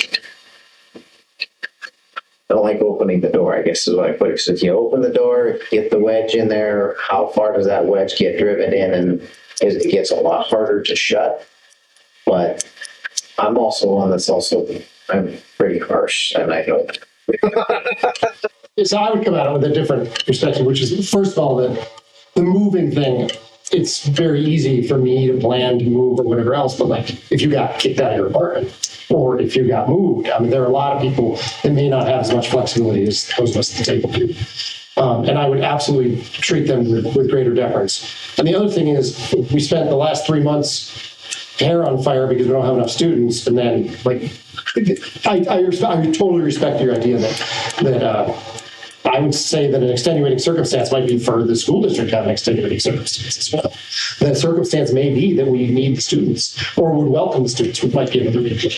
I agree that chasing money sounds a little tawdry, but bills are bills. And the A and B funding would be welcome. And so I personally would have no problem just, that's the rule, but you know what? You lucked out. Our doors were open, and you came on a good view, and good for you, and welcome. One of the things when Chairman Beatty ran this bill through in the last legislative session, really the only control that he provided local school districts was essentially the deadline and the strategic plan. So those are really legally the only thing that our district can stand up on making this decision. And one thing that we need to be careful of, and this is, I don't disagree with you, Martin, the concern I have is that we're setting precedent. So then as we move forward on it, then they can say, how far does that precedent go? Or when do we retract that precedent and say, well, it no longer applies? And when we start talking about you made it in because you got it in because we needed the money this go around, but we end up with a situation where we need to decide, or we need to begin excluding because we're adding another classroom. Otherwise, we're going to exceed our thresholds that we have in our strategic plan. Then at that point in time, we're hiring another staff member, we're reducing, doing some things that are going to be counter to what we were after. And some of our taxpayers made it abundantly clear that they don't appreciate any kind of this for kids. The laws changed that, but their frustration has always been that they're paying property taxes here locally, and the individuals, even though now this bill does allow some funding to come in as a result of that, the resident district has to pay into the receiving district. There's still bonds for new schools. Yeah, bonds. Yeah. And that was an issue with the last elementary construction project. It's a bigger step. Sure. So, and those are great points, and particularly the idea that if these were going, I think an extenuating circumstance might be if this was going to kick us into. I don't know if we don't know if it's undefined. I mean, when a police officer doesn't issue you a ticket, they haven't set precedent. And they didn't say, oh, you can still speed, but the rule's still there. So I think there's social precedents. I don't think there's legal. Sure. No, absolutely. When admin agreed, like put your yes and no, that was taken into consideration, the class sizes, and that wasn't going to go past our strategic plan and our allotted amount.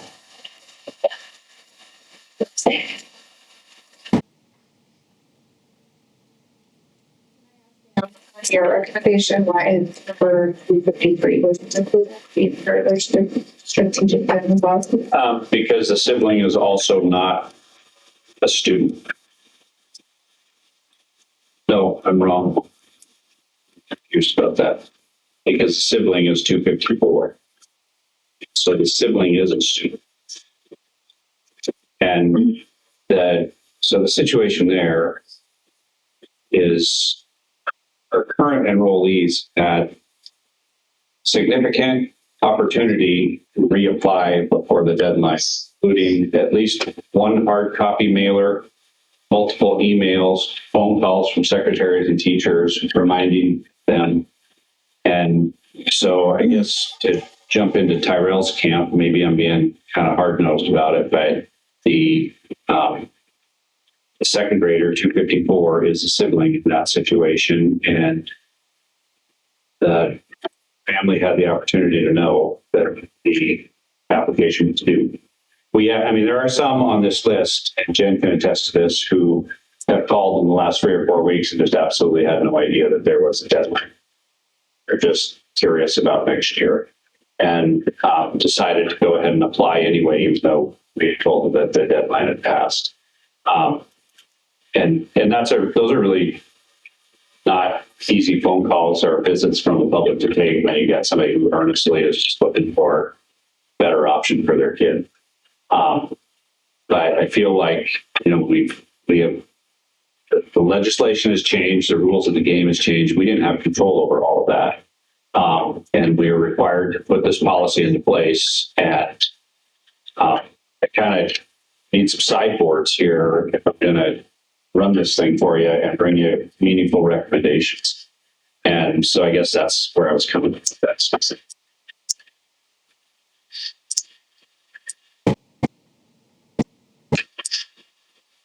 So then maybe, sorry, go ahead. Please. So maybe your questions, and I'm not trying to, like I said, I'm not trying to be callous, but from a risk perspective, if we select 5 students out of here, what is that rationale based on policy or procedure? Because if we have to defend that, that's something that we should be. Yeah, so you're going to constantly get new reasons. And that's what we're finding out right now, I would say, in the office. And, and some of these reasons are ones that even I'm not feeling great about, but they're reasons. So person says they submitted the application, we say we don't have it. I mean, everybody on this list could say, well, I turned an application and you guys just lost it, right? So for us to take that is a little difficult, but like I said, we can't prove that she didn't. And so, I mean, that's when I say I'm trying to establish what an extenuating circumstance is that the board's going to tolerate. That's why we're having this conversation. Because like I said at the start, one option that you have in front of you right now is to say, we're not going to consider any of these. The deadline was April 15th and we're going to move on.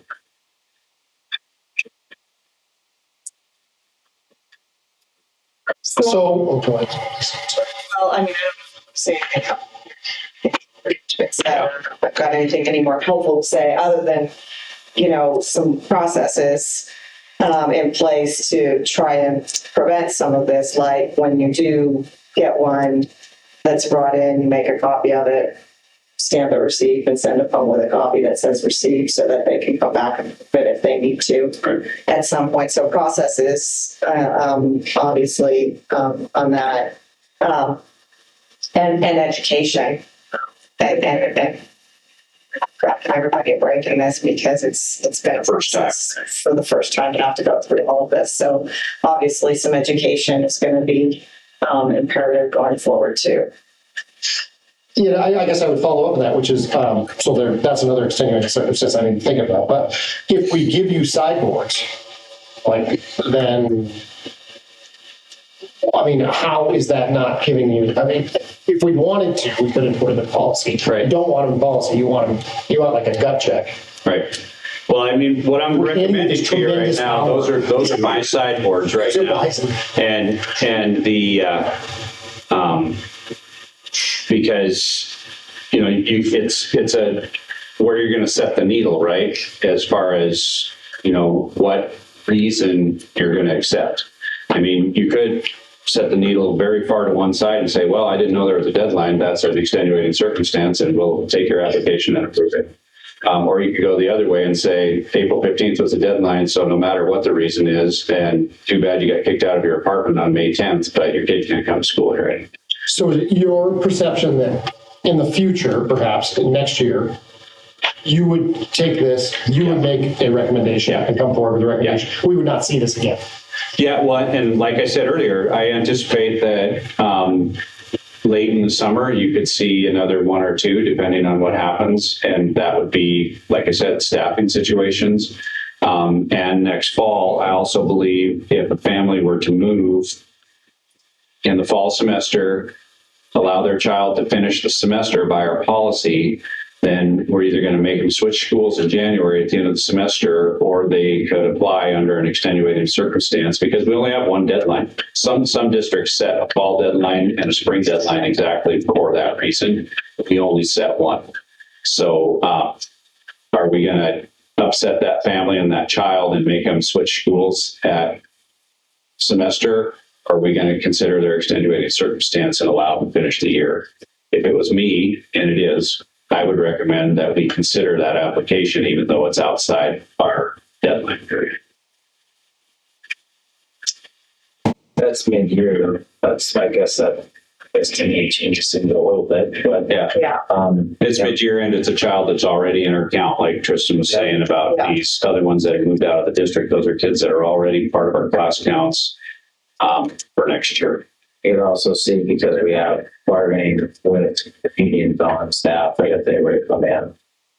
That's something that would, I think, is a circumstance that is to be considered, but we mentioned or events in our contracts. I can also see a military type to this rotation. Yeah, that's a order type standpoint. I don't know. I still the deadline, so just that's the deadline I got to deal with. Does this take away a wiggle room for students? Are we at wiggle room do we have? No, so the pre-K kids, Brandon, correct me if I'm wrong, the pre-K kids were already included in our counts that we looked at to set up our initial sections of pre-K, correct? Correct. So when we do votes, Scott, would we do votes on schools, grades, the whole thing? Because it's going to be a little confusing. It sounds like there may be, I'm anticipating there may be some disagreement among the board about which. And keep in mind, you're not denying anything tonight. We're either approving or not considering. And you've got a lot of different options. We could take them one at a time. You could take the superintendent's recommendation, which are 5 that I listed off. Or you could make another motion. Can we hear your recommendation again? I guess I don't. 256. Yep. 262. Yep. 263. Yep. 264. 265.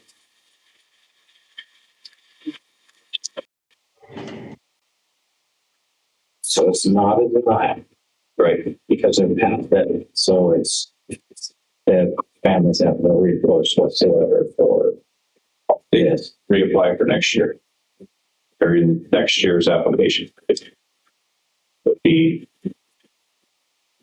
just trying to, I'm just having a hard time trying to, and I'm just trying to figure out like what's the logic of it's 5 versus the others. I mean, that's really, I'm trying to find a reason why to, I guess, settle it in my mind about it's defensible, it's logical, it's reasonable, it meets the intent of the law, it's the intent of our policy. Well, Return of our couch, correct? yes. Yes.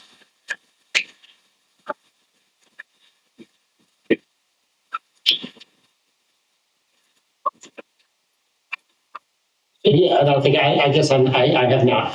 I would advocate that for a more expansive, just based on the fact that it's the first year, and I think that's an extended sense.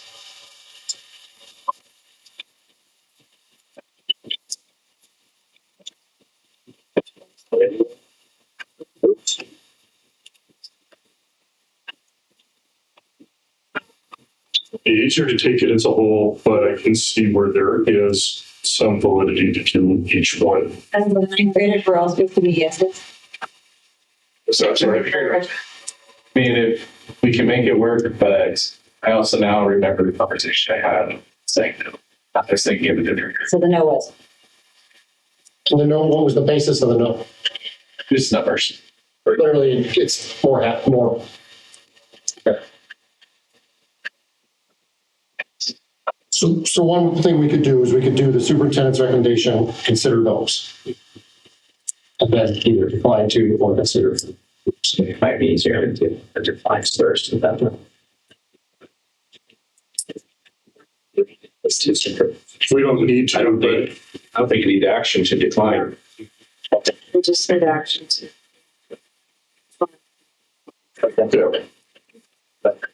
Has there, so we need a motion then.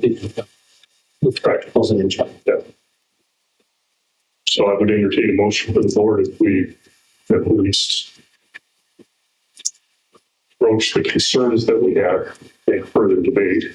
But And that was, let me clarify, that was 255, 56, 62, 63, 64. 6, 62, 63, 65. 65, okay.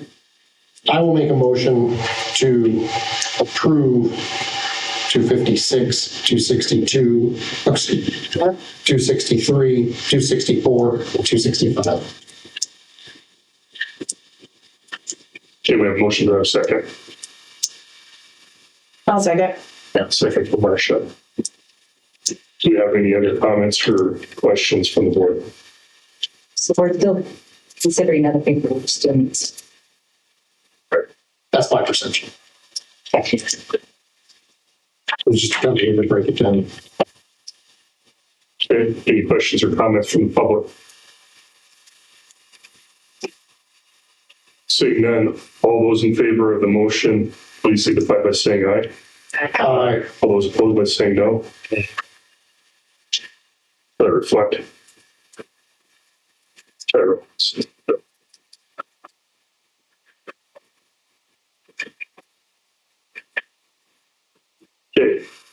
now with the remaining individuals that are on that list, I would entertain another motion.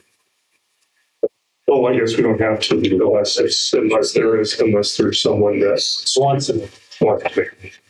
I have to make a motion to also include 253 because of the sibling tie and districts for the plan. So then you should approve 254. Yeah, 254. Okay. I was thinking it was 260. So, other motions?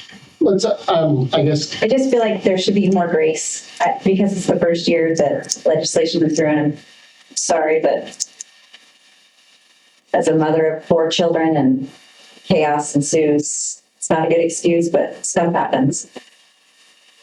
Some of those people, yes, they were notified several times and get it.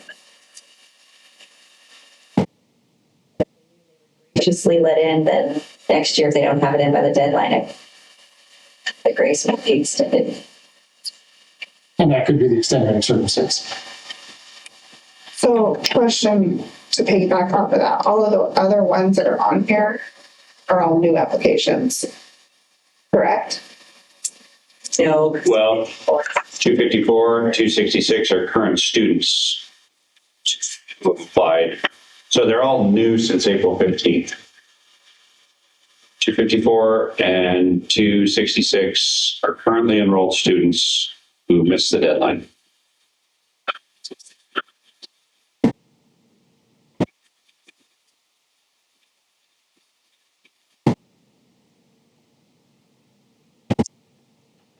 Look at it as the admins. If you add the school principals, school admin are good with taking those students. One's listed with a yes, then I trust their opinion. If they're in charge of the school, they know how many students they can handle and how many students they can't. They all know the strategic plan, so either, like, so down the road, 3 months from now, a student moves into the district. Well, if they're out of district, they suddenly want to go here, we'd have to have this discussion, I guess. If they're in district, I guess it's up to the decision. I do understand correctly, though, they were limited to what their recommendations were, and that was just solely the infrastructure on, they weren't weighing in on any of the other issues. Right. Okay. So I guess I was unclear.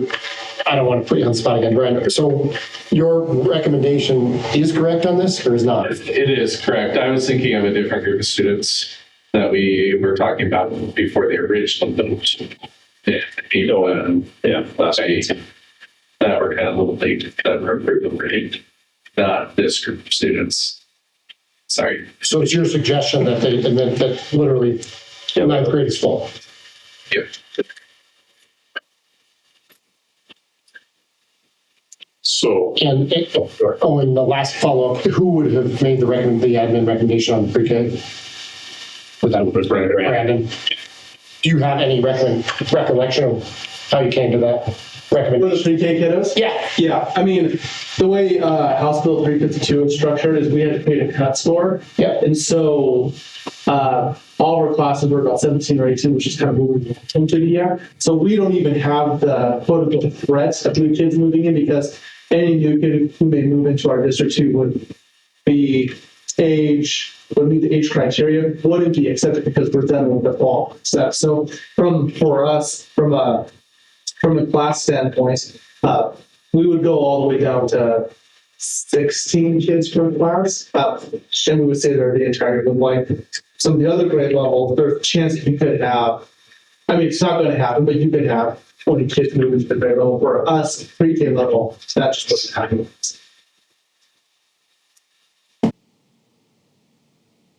So it looks to me like, so if I cross those out, 256, 262 recommendations. We are remaining based on the admin. There's 1, 2, 3, 4, 5, 6 remaining students that the admin recommendation was yes, and we have not voted. Except there was no extenuating circumstances for them filling out their app. Oh, perhaps, except that it was a new program. In my opinion. Yeah, exactly. There's two of them that were contacted. And I would make the argument, I would make the argument that the fact that you were so distracted must have been a mistake. Extenuating circumstance. The fact that I got contacted multiple times, but it's, yeah, I mean, I'm not being polite, but yeah. Sure. Yes, difference. So I would entertain a motion, otherwise I will move on to the next item under new business.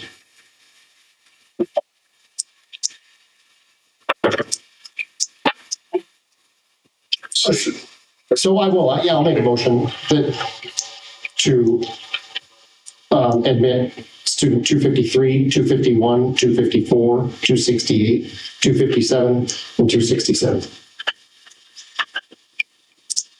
Chief, give us those numbers all. Sure. I'm slow. What's that?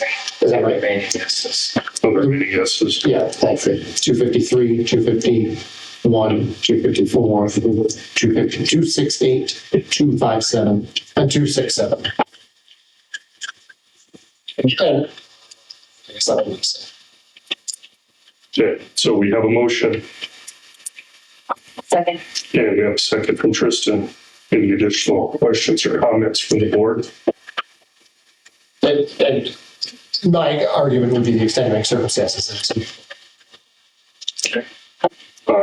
Any questions or comments from the public? Seeing none, all those in favor of the motion, please signify by saying aye. Aye. All those opposed by saying no. No. Need a roll call vote. Tristan? Aye. Stacy? Martin? Aye. Marcia? No. Tyrell? No. And as a tiebreaker, or not a tiebreaker, as a tiebreaker, I vote no. So therefore, the motion does not.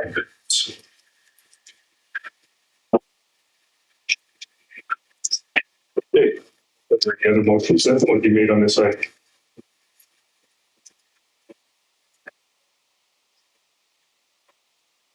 Okay, seeing none, we'll move on to the next item under consideration, and that is the 24-25 school year.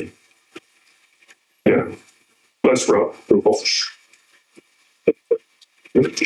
All right, Nick has submitted the routes. Jen has typed them up. They were in the supporting documents. There was one additional route that got worked up after the deadline for the board packet, and that was left at your spot in a hard copy format. It is our plan to add that 10th route next year using the ADA bus that we bought last fall as a way to kind of streamline things and make it more efficient. The hitch is finding a driver for it. Nick is pretty confident that he can staff it with the negotiated increase in bus driver pay that we settled with the classified staff. And so all 10 routes, with your approval, will be submitted to the County Transportation Board later this month after their approval, and then they go to OPI. The first 9 routes are the ones we're running already. If there are changes to them, it's just changes in students that are riding the bus, but the actual physical route of the bus will stay the same. Bus drives, they're out to Spokane Ridge Road, then clear across to Fair Lane, and then goes, I don't know where Stagecoach is, but then goes back to Matthew Meadows.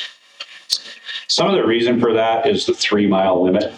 So it's a little hazy to us if Mountain View Meadows qualifies as a bus route destination, because technically it's within 3 miles of the front doors of Radley School. And so by having the bus go outside the 3-mile range and then come back inside the 3-mile range, the route is reimbursable. And I guess that's how it works the system. Lack of there are some of them, yeah. And Some of these are students who require additional care and attention on the bus. And so if we have aid support, as in bus paras, that's the bus that the para will ride. Plus, it really helps when you run the chairlift. Yep. There was 150 handed up.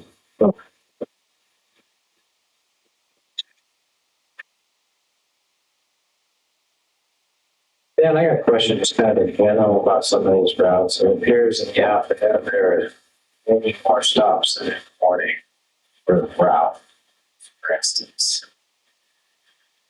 Let's just go to route 2. It's weird. I guess it's the same, obviously, the way it's set up. Can you explain to me maybe route 5620 CFR with parentheses there? So it stops at the guardrail at 5620 Canyon Ferry Road. That's where the driveway is for the kids to walk to grandma and grandpa's house. Okay. So making sure we weren't stopping at the same spot there then. Yeah. I believe that's, yeah, by the glass slipper district. Past it. Yeah. It's right by guardrail. It's in the bottom there, by the where Spokane Creek goes under the road. Okay. All right. I've driven that one. I think it might be.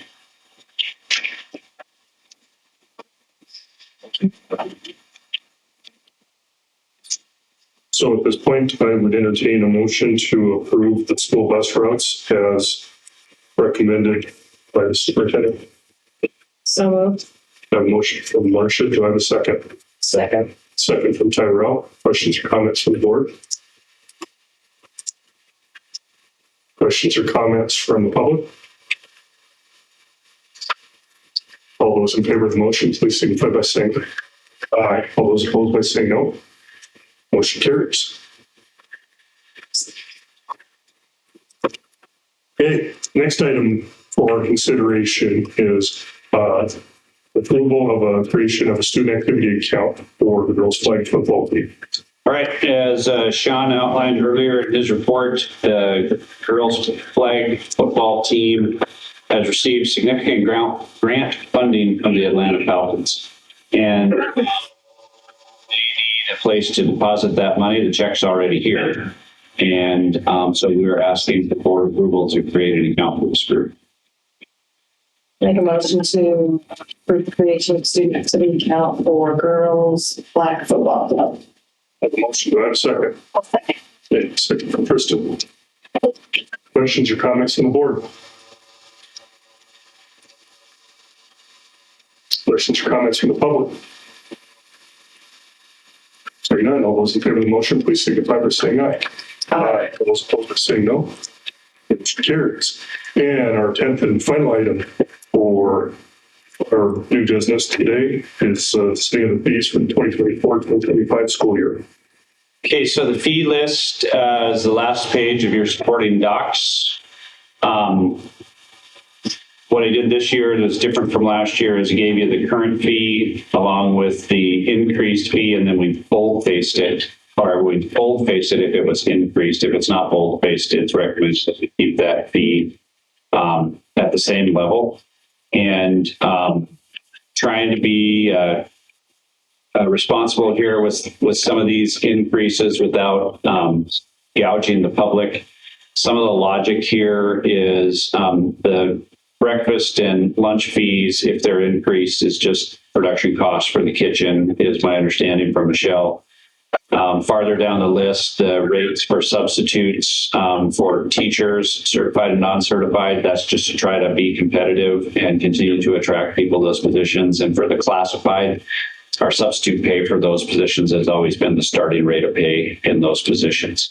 And that's why those changes are, they were negotiated. For the student activity fees, the biggest reason there is that MOA official pay rates has been increased again next year. And so and that's where we pay those fees out of for officials. So we're trying to keep up with inflation basically there. And on the second page, our recommendation is to keep those the same. I wanted to kind of touch on something that Terrell pointed out to me yesterday or Saturday, I believe, in an email. And that is that our rates are pretty inexpensive for our facility rentals. And the reason for that is that, in a sense, the public has already paid for these buildings and pay for the operation of the buildings through their taxes. We do have outside groups coming in and using the buildings. But again, the schools were built for the kids and for the community. And so it doesn't make as much sense to me to have a school sitting empty at night when there are adults and kids out in the community that want to use that space for positive reasons. And so that's part of the reason that they're so affordable. And part of the reason I'm not recommending an increase, because I had considered it, Terrell, is we did increase some significant fees, especially student activities. Those are, a $10 increase for a student activity pass is significant, especially if you got 2 or 3 kids in high school. And I don't want to give the impression that we are gouging the public on the back end because of the levy failure. And so if there wasn't a justifiable reason for increasing the fee, I didn't recommend an increase for it. So we are always, taking a look at those and evaluating the purpose of them and why they're there. But that's our recommendation. Are we spending more money on facility fees besides what we're given to run the school? Yeah, without getting down into the nitty gritty, you can look at, utility rates increasing. Because when you have the public in the and you keep the lights on, which you would. Custodial overtime. Right. And then if we do charge if we have incurred custodial overtime, but normally we don't have to. But the custodians do have to work around the groups that are in the building. It's obviously clean those areas last before they go. I was just shooting for looking at roughly a net zero type. Yeah. Right. You're not trying to get down to the actual brass tacks. Well, it's one of those things where you're probably not going to apply like a 1.5% or a 2% increase to a $10 fee because you're trying to make change all the time. So it's better to delay it for a few years and then take a $5 increase or something. So, just because it makes more sense from process the money in central office. We do like an initial group that wants repetitive rental of their space. Oh, like a setup fee or a booking fee. Good. We haven't ever done that. It's actually worth considering here.